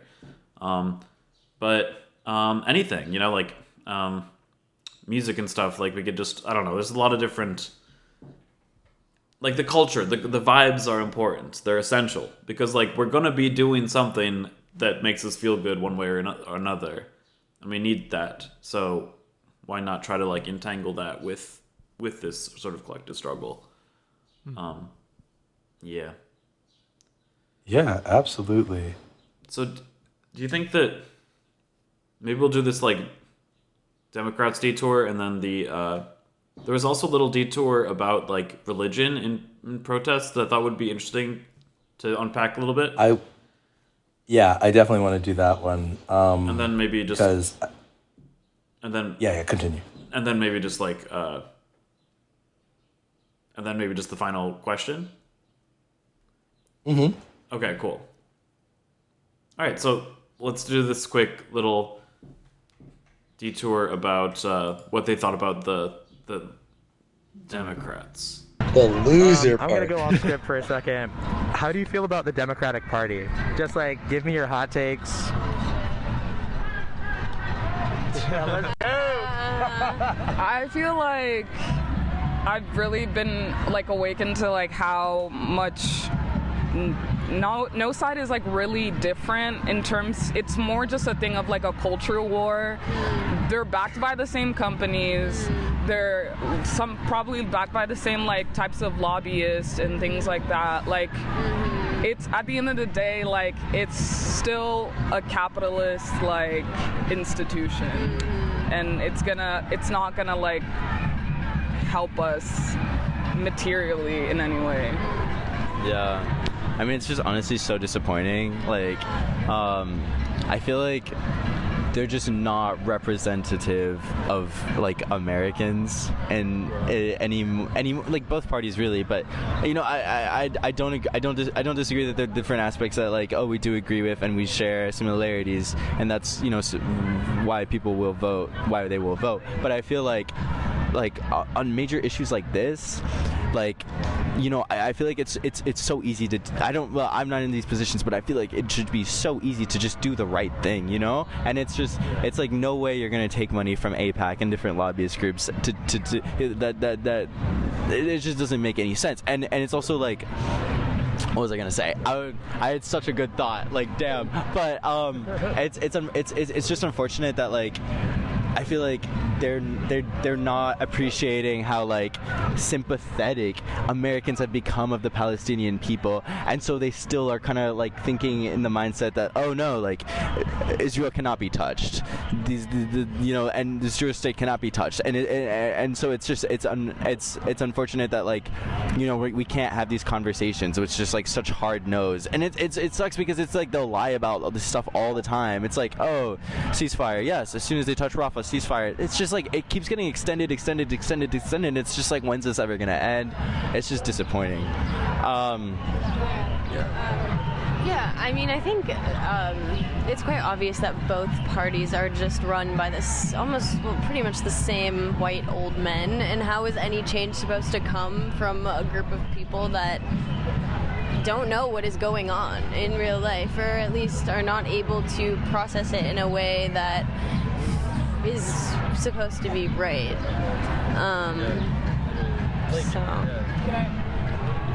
I also feel like they thrive on like kind of going as slowly as possible and trying to do things only like trying to make themselves seem like good people by like contrasting themselves to like Trump and things like that, when it's like the bar is in hell basically, like, and it feels like there's no like actual change, and they're just like feeding us crumbs for us to be silent. And I feel like on this issue you can't be silent, and now they're having like a real problem. I really liked what you said. They're trying to seem like good people. Yeah. Like, do you feel like they're trying to lose? Like, that's a thought that I've had for a long time. That like, that's so true. Yeah. Like, go ahead. Right? I mean, yeah, because if you think about it, it's gonna seem like an even bigger win if Trump gets elected, and then they can like have our motivation from the disappointment and use that to like fight for things that are like watered down, like social welfare and things like that. Yeah, I like what you said there. I feel like it's like, how can you not look at it like that almost? That like Joe Biden's losing so much of his voting base. Like, it's like, dude, you're supposed to be working for the voters, the people who like are trying to vote you in. It's just like you're like completely like shooting them in the face. I do think they are trying to lose, because I think that Democratic Party and Republican Party are the same, like, are different sides of the same coin. You know, they're like, what has Biden done that is something that Trump would not have done? You know, I do think that they're not going to be devastated if they lose, because the same goals are going to be upheld by the Republican Party. So yeah, electoral politics, I think, once again, this is a moment that radicalized me, where I'm like, electoral politics is not going to save us, especially on the national scale. You know, local, of course, like, get involved. I would love to get involved on a local level, because there's so many things in our like immediate communities that need to be, you know, budget allocation, you know, resource allocation, things like that. But on a national, like, that's a joke. I think this country needs to just, you know, we need a revolution. Yes, now, Jackie, let me know if this would be of interest, but to follow this, I had some data from Open Secrets, like a 501c3 in DC, just following stats, so like money that's going to Democratic senators and Congress members. And do you mind if I just read off the list of the folks? Please. Okay, so it's kind of long. I won't read the money amount. You can always check out their website at opensecrets.org/industry/summary, or, you know, Google this as well. One more time briefly, like what exactly is this list? So this is I specifically filtered for pro-Israel lobbyists giving money to specific Congress members. Okay. And it goes through their state. And I think this is actually specifically senators right now, but I can, you know, you can change the filters now, but I just wanted to read this list really quickly before we continue. And here we go. So we got Robert Menendez of New Jersey, Jackie Rosen from Nevada, Bob Casey from Pennsylvania, John Tester from Montana, Kirsten Gillibrand from New York. I think she ran for president. Maria Cantwell from Washington State, Sherrod Brown from Ohio, Amy Klobuchar from Minnesota, Sheldon Whitehouse from Rhode Island, Cory Booker from New Jersey, Tim Kaine from Virginia, Martin Heinrich from New Mexico, Joe Manchin from West Virginia, no shocker there, Tammy Baldwin from Wisconsin, Tom Carper from Delaware, Mark Warner from Virginia, Dick Durbin from Illinois, Maizike Hirono from Hawaii, Tammy Duckworth from Illinois, Michael Bennett from Colorado, Jeff Merkley from Oregon, Ed Markey from Massachusetts, Mark Kelly from Arizona, and Elizabeth Warren from Massachusetts. That's all of them. These are Democratic senators. I didn't go to the, you know, and this is not all of Congress, right? Like, this is senators. We didn't go over the House at all. Sure. So when we talk about these issues, when we talk about trying to push for a ceasefire, they have, like, it is not in their financial best interest to go against where their money is coming from. And these are all the people that I listed, or most of them. I'm actually not sure about some of the middle America states, but these are career politicians, right? Like, yes, someone mentioned that if we sort of got rid of all of our politicians, that they would just go into consulting or something and still be able to make that money. But as a career politician, knowing that some of their income is coming from pro-Israel lobbyists, knowing that divesting from or even speaking up against these, I keep using the word nefarious, but just outright evil entities, right, could cost them their jobs, is just very telling about what we're looking at in terms of the Democratic Party in terms of the future or the present and past of our representatives. And I say the future specifically in reference to November with Biden. Following the money is important because it gives you like a very like inkling of, well, why have we just let genocide happen, right? People's money is more important. Like, they really love blood money. Every politician seems to love blood money at this rate. So when we talk about this party that's committed to losing, we're talking about a party that is trying to platform, or that has tried to platform themselves as an opposition to a sort of Republican conservative industry, when they themselves are just looking out for, their number one star player, as Cat Williams would say, which is them. And if falling in line with the party means supporting genocide, they will continue to do it. Now, I think Elizabeth Warren was one of the first Congress members. No, that's not true, because we have the Squad, who, besides AOC, I think, who spoke up earlier on this year. But I think Warren was the first to push for a ceasefire or use ceasefire rhetoric on the Hill, I believe. I need to look that up. I might be leading you all astray. Either way, it took a while. Yeah, it took a while. It took a while for anyone to say anything. We have the Squad, but yeah, I mean, but yeah, like they're, and that is not to be dismissed. Like they do, but it's a very small number of people. Yep. And I think it was in February that Senator Warren spoke up about the ceasefire on the Senate floor specifically. February, yeah. Nice.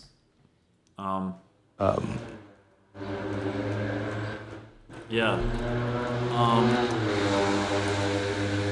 And then remember, and we also, like, first of all, let me not. I just had to. I don't know if I'm going to pronounce the name right, but Rashida Tlaib, right? Yeah. Being kicked out, right? Like, censured. She's the OG. She was, she was fighting for it and ousted for, I think, even wearing a keffiyeh in the federal building. So anyway, it's just like, fuck.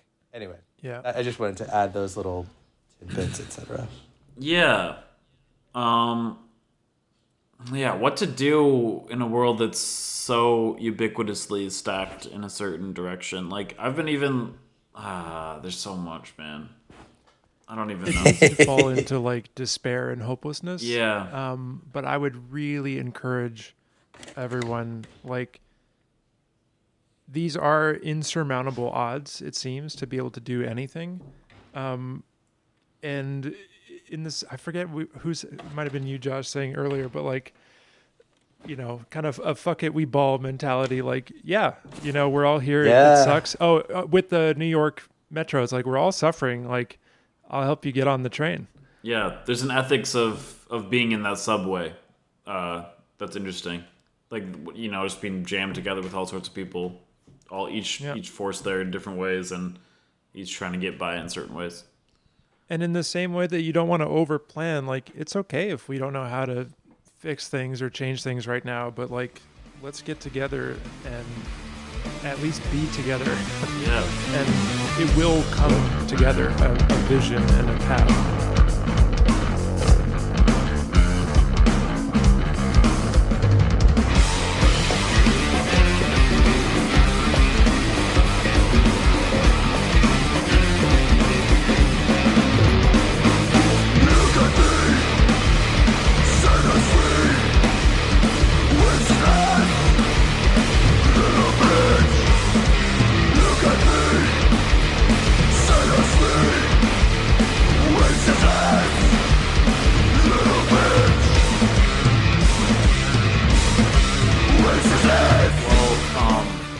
That sentiment is kind of why I wanted you to ask this final question, Josh. Like, I wanted to ask people how they felt physically, physically, emotionally, because I think that that's a big part of what happens in real life protests, and it can happen other places too. But last episode 3A, we were talking about the revolutionary spirit, and I feel like there's sort of the kindling of that. I don't know if that's what existed there, but these are a lot of young people that you talk to, a lot of people like fresh out of college and stuff, who are just dipping their toes in collective action, but you can feel it kind of start to kindle a little bit.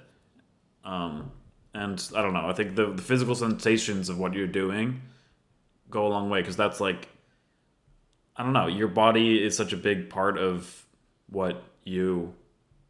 it's a often neglected element of, conditioning your movements through the world. Not just physically, but also just like your decision making, and your alliances and your I don't know. I don't know if that's like super basic to say, or if there's actually is some neglect of that element of things. But I just think that feeling that joy of like common cause or whatever is really interesting. I don't know. Yeah. No, I completely hear you. And like on that point, I just wanted to, like, if you listen in some of the audio of the interviews, you can hear in the background drums being played. I think having a physical manifestation of a red line, like people were physically standing shoulder to shoulder, side by side, holding this material up, this actual physical red line around the White House. And there were moments where, I had my bike, so I couldn't actually physically hold it, but it was unfurling. People were piling in just to like actually hold it, stand next to each other, speaking to each other, feeling like what they saw online actually make manifest. They became a part of the movement. Like they physically became a part of the movement, and I think that's not something to be taken for granted. That being out there enlivened them, and we're going to hear some of that in the interviews that are coming up. Today's been such a great day. We went on a little run earlier today. Like such a great vibe. We're about to go to Pride. We're feeling great. Just happy and blessed, and can't wait for the rest of the day to unfold. Honestly, yeah. How are you feeling? I am overheated, but hey, we move. Yeah, I mean, as much as I thought, well, this was just going to be part of the itinerary, I feel like it's really just like encapsulated the day, like I think everything all of the energy that I'm getting from here is like riling me up and just, it's making me so happy. And like similar to you, like I feel good because in any scenario like this, it's almost like I'm with my people, like having like a common goal. Right. Having a common goal with people is just so, like, I don't know, I was gonna say almost empowering, but in a way, you know what I mean? Like people you can just have good conversations. Sorry, yeah. I feel like the best kind of people are here. Like I've just been looking around, like just meeting people and just like talking to people, and it's just like, I don't know, everyone's just like so cool, and so I'm just like just so like-minded, if that makes sense. And so like that's definitely been a bonus and a plus. Just like meeting like friendly faces like you, dude. Like genuinely. Well, that's all I had. I really appreciate your time today. Thank you so much. This is gonna be great. I feel pretty good. Hot, definitely tired, a little dehydrated, for sure. But in the grand scheme of things, like pretty good. And I don't feel like I can think about myself like physically without also thinking about like obviously like the people in Rafah or the people anywhere in Gaza or the West Bank or Palestinians living in the rest of occupied Palestine. I mean, all things considered, pretty good. What are the other things that you're considering? I mean, physically or like not? Yeah. And I mean, emotionally, I've been a mess for the last 8 months, like, or whatever, like. But this is how I, feel, and I think how, if we're honest with ourselves, like how we can feel better is like when we feel like we're doing something, and like the more we do, like the better, at least I feel. So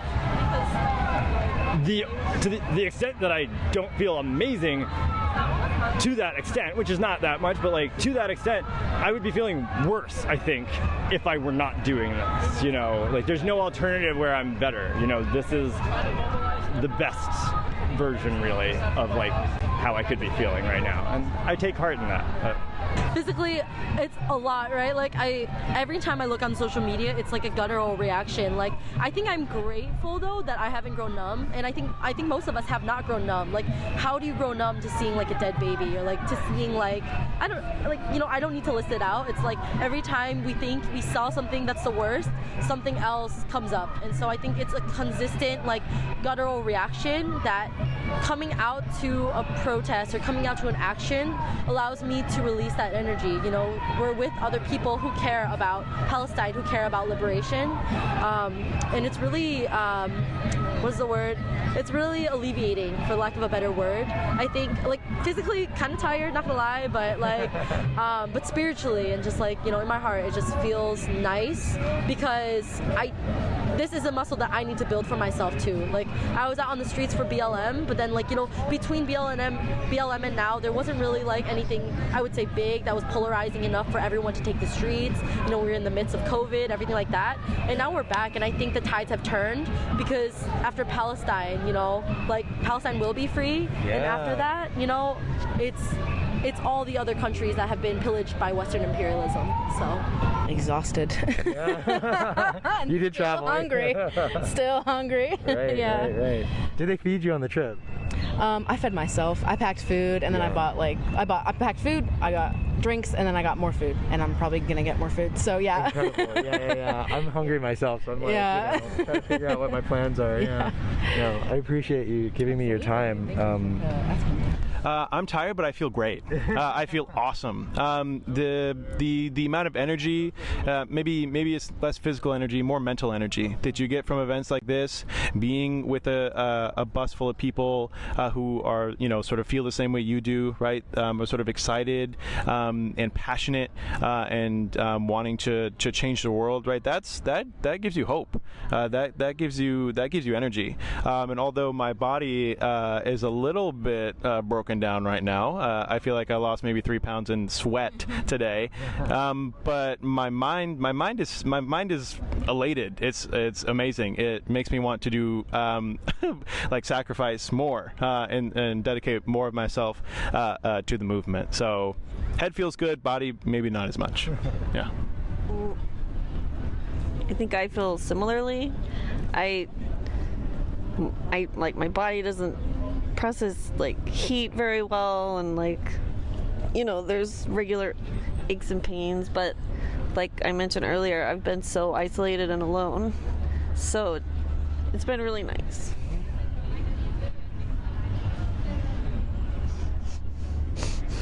Bye, buddy. It's okay. Because I'm so scared.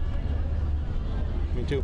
About what's gonna happen, like Cop City, like all those different things they're happening so fast, and there's so much money behind it. It's really scary. So it's really nice to see a group of 100,000 people that care and feel the same way. So I feel pretty good. I'll probably process it more after I've had like a day's worth of sleep and really get to think about it, but I'm really happy. Certainly didn't get any sleep on the bus. Nope. Aside from my meds. I feel similarly. Well, say it in the mic. I feel similarly. I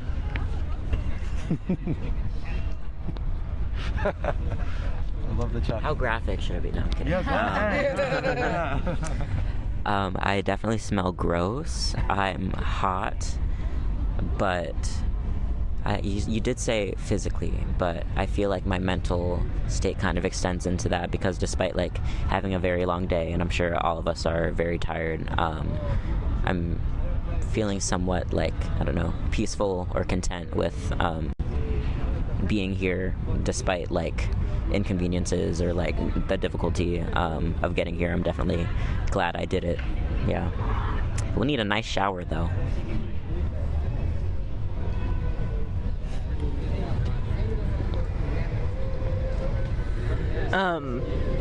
I feel tired, worn out. My feet hurt. A little bit of remnants of frustration from earlier when the Pride Parade stopped a lot of people's movement and ability to come back here and use our voices. But ultimately, I know that this is just a small little tidbit of what Palestinians face every hour, every minute. So that's what's been on my mind a lot today, is just feeling a taste of it and how unbearable and awful it's been. Reinforces the solidarity and the need to keep going.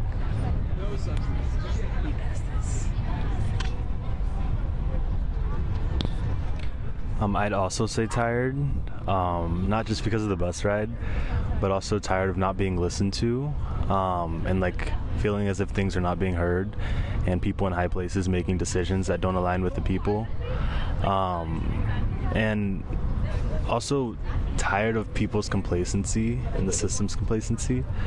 But I'm also extremely hopeful because there were so many people here today. And we did move a lot of things, and we were heard at the end of the day. So, yeah, tired and hopeful. So.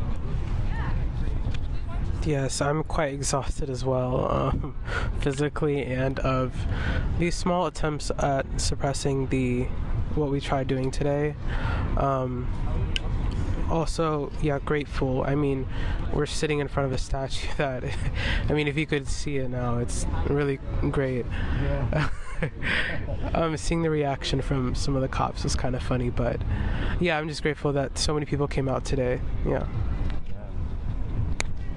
Thank you all so much. I really appreciated your insights. So your podcast was called? A Mutant Manifesto. A what? A Mutant Manifesto. Nice. A Mutant Manifesto. I like that kind of capped off at the end. Yeah.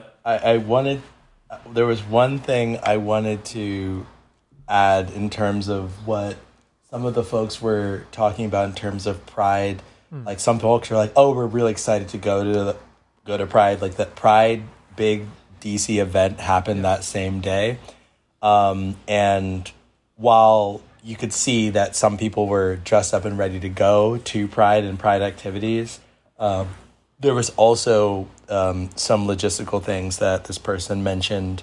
And I don't know if they're specifically mentioning this, but the way that Pride was running through DC at this time was that it blocked off a kind of main thoroughfare through the city. I think it was 14th Street and beyond. And it started at U Street, which is a centralized location in DC. It's kind of a couple steps away from DuPont Circle. And the parade started there and kind of like ran down towards Chinatown, and downtown, which is where the office buildings are and close to where the White House is. So when it comes to like logistics to actually getting to the Red Line protest, if you weren't already there earlier in the day, it becomes nigh impossible to travel from the eastern part of the city towards that. If you're up north, it's kind of easier to like divert and head sort of a little bit farther west than you might to loop back in. But I was speaking to a couple of people that day and a little bit after, and there seemed to be a little bit of a concerted effort to have that happen. Then again, there was also sort of like Queers for Palestine who interrupted that parade and stood in the middle of the parade, and there's some video capturing of that. And I just wanted to add a little bit of context for those comments. Yeah. Yeah, it's like how you took a moment to like focus on how it's important for like black people to have solidarity with people in Palestine. Same thing would definitely make sense for queer people. There was this line that was attempted to be used that was like about there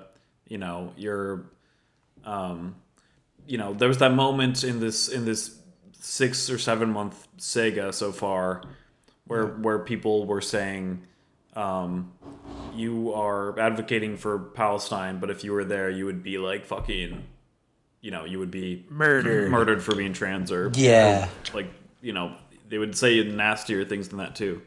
Like they would be like you'd be like raped and murdered by them. Which is funny because like that happens here. But also so like I guess just just again like queerness is one of those ambivalent categories, much like the mutant, which can be simply decadent and like it exists within and is also like clipped off from like the fascist core. Like there's lots of different types of queerness that exists and thrives within a sort of decadent culture that celebrates massacring non-white bodies. Yeah. And conversely, there's queer people that exist in all territories throughout the world. So, it's the question becomes once again what kind of solidarity you're looking for. Whether it's like a comfortable one that will, simply continue to put you and the people that you see as like you on a pedestal, or another kind that is like searching for connections beyond what you even know, Yeah. But yeah. That's kind of funny, the logistics of those two different protests happening in tandem with each other and how they kind of sometimes interrupt each other. Yeah. And I mean, I think there's a lot there, right? There's a lot of sense that you would hope that the maybe even fight for collective liberation of queer people would encourage people to be also pro-Palestine. And also, when we talk about that comfort that prevents people from sustaining the movement or, going the extra mile, you have this idea of like, oh, well, I could kind of see, I was biking when I was trying to get back home, for example, to eat dinner. Someone was like, oh yeah, and free Palestine, right? Like as I was wearing my keffiyeh, right, biking back, I thought, yep, free Palestine all day, every day. And then I thought, oh, but you're also like tipsy and like, at a party pretty much. And I'm not saying that like, people shouldn't have fun. That is not in any way what I'm saying, but I'm also, there's this sort of like ask to like reassess and reorganize your priorities. And specifically on this, it's like the feeling of like, I wish there was a connection between the feeling of liberation and being at this protest and the energy, right, that people were talking about in these interviews, and the joy and maybe bacchanalia that people want to experience with the Pride Parade, etc. Because I'm always thinking to myself, you could go you could have gone to the protests and then gone to the after parties. I'm not a huge fan of parades either, but what I do know that happens at the Pride Parade is like Lockheed Martin and all of these sort of arms dealers have floats and shit at Pride. And we're talking DC Pride, so there's all of that shit gonna be there. So, like, realistically, like, I wouldn't want to be caught clapping when, you know, Blackwater has a rainbow float and a missile on the back that's like, yay, American imperialism, right? But I do understand that this is also a lot of people, like, it's June and it's people's opportunity to maybe be open and free from other sorts of, like, oppression that they feel on a regular basis domestically. Yeah. And I mean, this, when going back to the smart, I was just saying, it's timely. You have to choose. There's a time and place. Yeah, I mean, there's there's more tirades to go down for me, like, about this, the rainbow pride, rainbow, like, queerness, you know,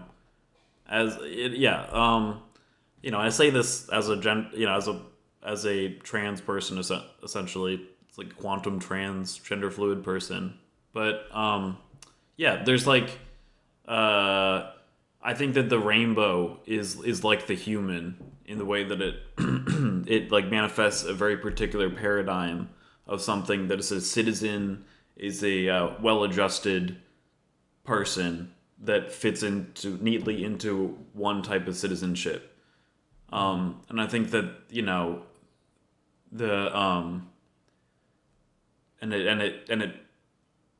it snips off all the different tentacles of queerness that connect you to so much that is like the true, like, psychedelic, beautiful, I mean, and also non-innocent. Nothing about queerness. That's okay. One thing, the last thing I'll say about this right now is that, like, I really hate the idea that, like, queer people are angels, like trans people are angels or whatever. That really fucks with me. It's like, many of them may be in many ways, but, like, that is so annoying, man. I mean, and people do this with all sorts of different types of minorities to try to, like, heal the ways that they've been seen. Like, queer people have been seen have been vilified for so long that it makes sense people are trying to, you know, fight back by saying that they're all angels. But to me, that is so stupid. It just is so dumb, and it really does. You know, it does harm. It does harm. It's reductive, but it also, like, does harm because you are, like, how do you fit in the reality of what people do with one another and into these paradigms of, like, angelicism? Like, it doesn't really fit. Anyway, I don't know. Oh, no, you do know. I want to add to that just, like, a DC specific thing. If you are a queer person or specifically a QPOC person in DC, please either corroborate or comment on this. But I've heard, and I, like, essentially know that DC is specifically hard for, like, queer people of color to actually congregate and express themselves, because there is a lot of like, queerness seems to be dominated by the, like, white men that live in Logan Circle, who are mask for mask, very career driven, very trying to, you know, climb that political and social ladder that is available. And as, you know, the neoliberal agenda becomes more accepting of queer people, they fill that diversity quota by having the, you know, could be closeted white man. You know what I mean? Yeah. Like, you don't, there's no visual marker of one's queerness in this space. And that fits, that's a assimilatory aspect. And DC is has a lot of assimilatory elements, but I just wanted to plug that in to what you're saying as well about this specific protest. Yeah, I guess to combine all these threads, I guess to kind of tie it back into the protest space, the space of collective becoming the space of collective sort of commitment, but also of potentially bacchanalian ecstasy or whatever. No, I also another quick anecdote. It's not just in those sort of political upstanding circles, but in the grimier grungy punk scenes of the LA warehouse scene, I would also see people doing Nazi cosplay and stuff, just at these raves and stuff. And it was just kind of crazy, you'd see people in SS garb, but they're all they're yassified SS people, this is a kinship that exists, so once again, I think that these ecstatic spaces are not innocent, just like any individual or mutant community is never going to be fully innocent. There's going to be ties to all the worst things. But I don't know. Once again, I feel like I am addicted to ending these episodes on a dour note. But I feel like it's kind of, I don't know. It's a final provocation of each episode. But I think that it's worth at least acknowledging that there's non-innocent players in all these groups and non-innocent interests that they can all feed into. Maybe something is even greenlit or astroturfed by certain groups to sort of ameliorate other pressure valves. There's all sorts of ways that these collective actions and these sentiments of of belonging and doing something with people can be hijacked or entangled with unsavory parties, but regardless, it's something that you got to do anyway, and I agree, and maybe a not a tangential but related branch of this, right? In all of the interviews that we heard the duality of I'm physically tired, but I'm mentally energized. And if we focused on those two pieces being in conjunction and fused in one specific body, I think part of being the mutant is understanding that the intersections of everything that comes within you is still a part of you, right? You're not an angel, you're not a demon either, but you are, and therefore you can be and you can become, right? You can have all of these amalgamated parts and still, strive towards, I don't know, I want to use the word greatness right here, but, and I think that's uplifting, right? It's not quite, it might be dour that there are negative subsets of all of our communities in all of these ways, but those subsets don't define us in the same ways that the mutant tries to collect all the subsets that are trying to bubble to the top and thrive and create a world where the mutants live together with all of their, disjointed parts. Yes. Right? What works for us? Individually, collectively. Mm-hmm. To add another positive note, maybe, since you don't want to dour it at the end. Yeah, exactly. I was particularly touched by the person who, was brought to tears, essentially, recognizing that they felt so alone before this, and that it felt so good.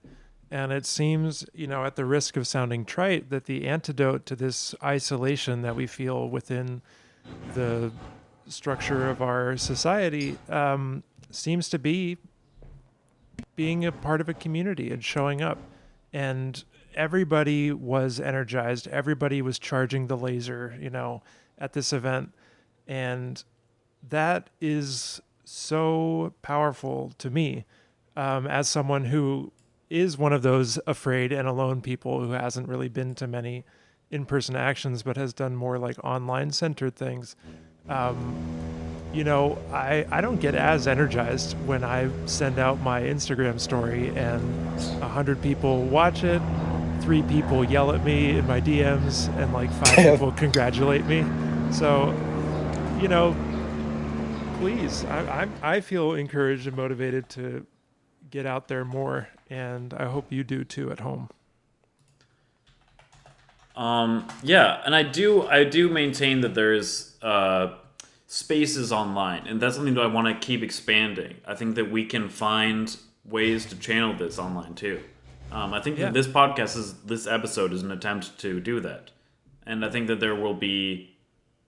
I think that we can try to keep investigating that. Like the space of the rave could be potentially expanded to online spaces. I think that like the live streaming is an opportunity there. There's ways to do that, I maintain. But also in real life does feel different. It does kind of hit differently. And it's something that everyone should try, you know. So which kind of brings me back to the manifesto. Currently we have shape change, jump in the mutagenic pool, and drown with friends. I should really meditate on this before. Yeah, I gotta start like, maybe I should start like starting each episode with it, and then we can like think about it throughout. But shape change, jump in the mutagenic pool, and drown with friends. I keep thinking of like trite additions, like and drown with friends, and spring back forth, and drown again. You know what I mean? Yeah. Like some weird like rhyming adage. I to think it. I'd actually last time you were mentioning like From Software games and stuff. This like recursive thing, and I think simply adding again and again is a really good way to do it. Like, yeah, I like that, and also rhymes, I like that it's a nice rhythm. Jump in the mutagenic pool and drown with friends Shadows again die and twice. again. It's pretty sick. Yeah, I'm with it. I like that. Do that for now. Yeah, Some recursion in there.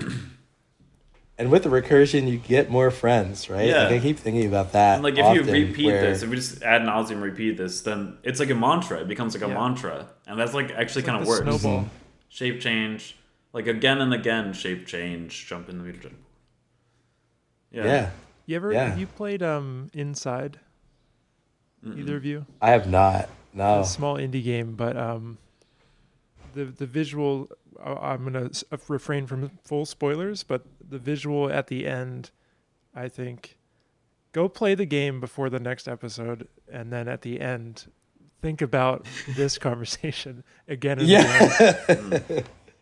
Okay, gotcha. And Elden Ring's DLC comes out soon, so people are going to be back in the lands between, which I think we could do an A full Elden Ring episode. episode. Absolutely. I was thinking about that. There's a lot of mutants in there, and also it references a lot of fun like medieval stuff in new ways and turns it on its head and stuff. Like there's some really fun Yeah. stuff to go into. One fun thing, sorry, I know this is a tangent, but one fun thing that was mentioned by a YouTuber, I can't remember, and I hope to be able to send to you later,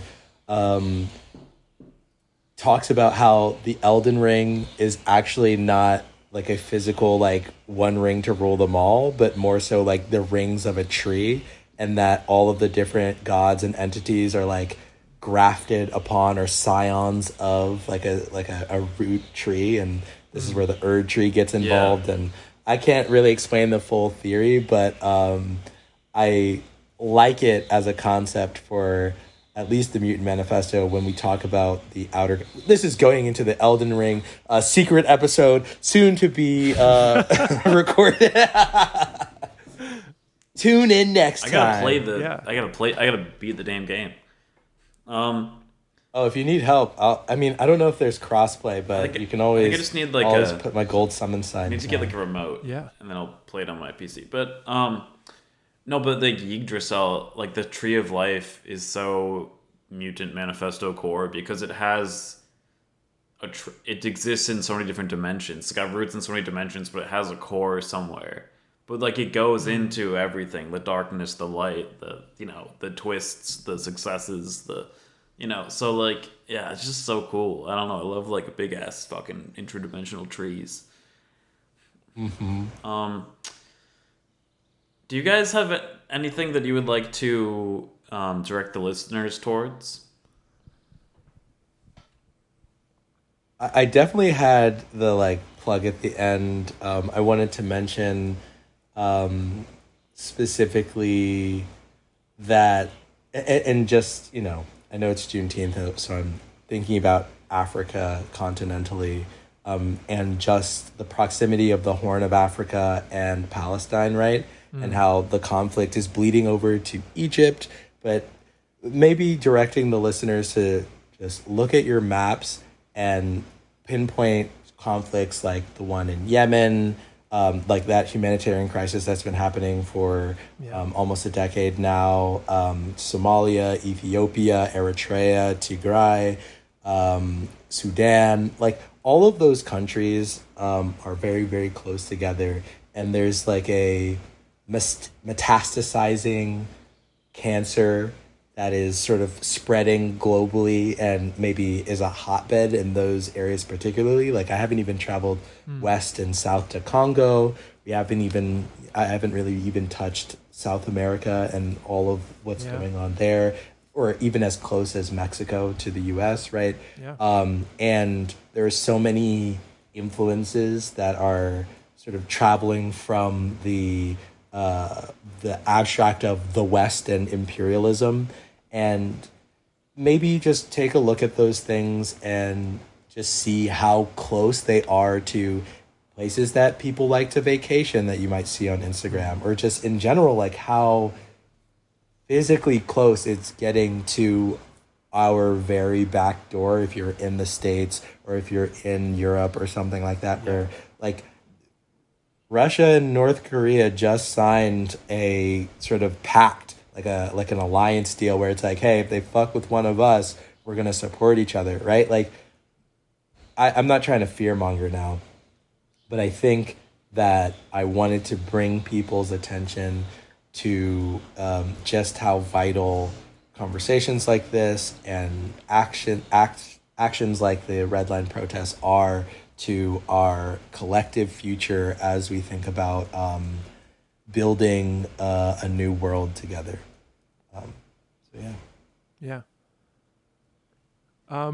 I think to return to the small ask about talking to your family and friends, you know, you can educate yourself more if you don't feel like you know enough right now. But honestly, I think even to direct your educational journey, you can start by asking your friends and family, hey, what do you think about what's going on in Palestine? What have you seen? What have you heard? It will help you. I mean, if you're listening to this, you probably at least are clued in to what's going on more than what is being shown, say, on CNN or, God forbid, Fox News, if that's what your family watches. But yeah, just ask questions. And every first time that I have a conversation with someone, where I am usually shocked by what they end up saying. And so anger is a very obvious response to be like, what the hell is this person saying? How could they believe that? But really, maybe like a separate time, I would love to get into how to have effective communication and doing reflective listening as like a strategic way to converse with folks. But that's what I want to leave you with is start having those conversations, continue having those conversations. If you do want an educational resource, I do really like this book a lot, 10 Myths About Israel by Ilan Pape. Very short. If you're ADHD like me, it's only 140 pages and it's quick to the point. And some podcasts to plug that would relate to these world events and their entanglements with America. Colonial Outcasts and American Prestige both have regular podcast episodes analyzing the ongoing conflicts throughout the world and how they're related to the U.S. entanglements.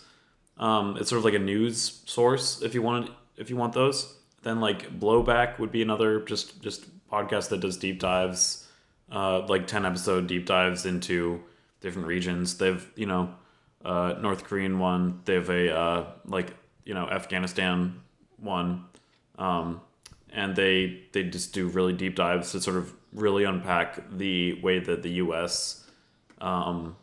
Wreaks havoc throughout the world and the repercussions that could potentially set up. Let's make a mutant library. Yeah. An Ooh, archive. love yeah, that. Mutant, A resource, archive. start yeah, building yeah, it. for sure. Sounds great. More to come on that for sure. Well, Cool. I love you guys. Thank you very much for joining me. Everyone listening, could you please share this with people that you think with other mutants, and then also follow us on Instagram, A Mutant Manifesto, and you can also leave a 5-star review on Spotify, please. Thank you very much. Shape change. Shape change, jump in the mutagenic pool, and drown with friends again and again. Thanks. Again and again. And also with you. All right, we did it.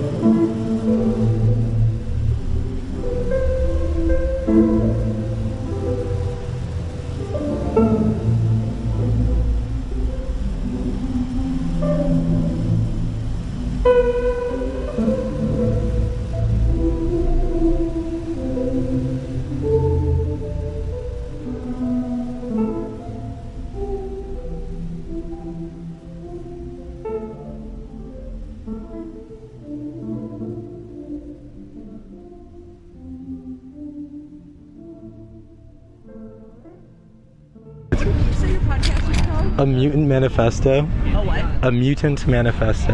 Nice.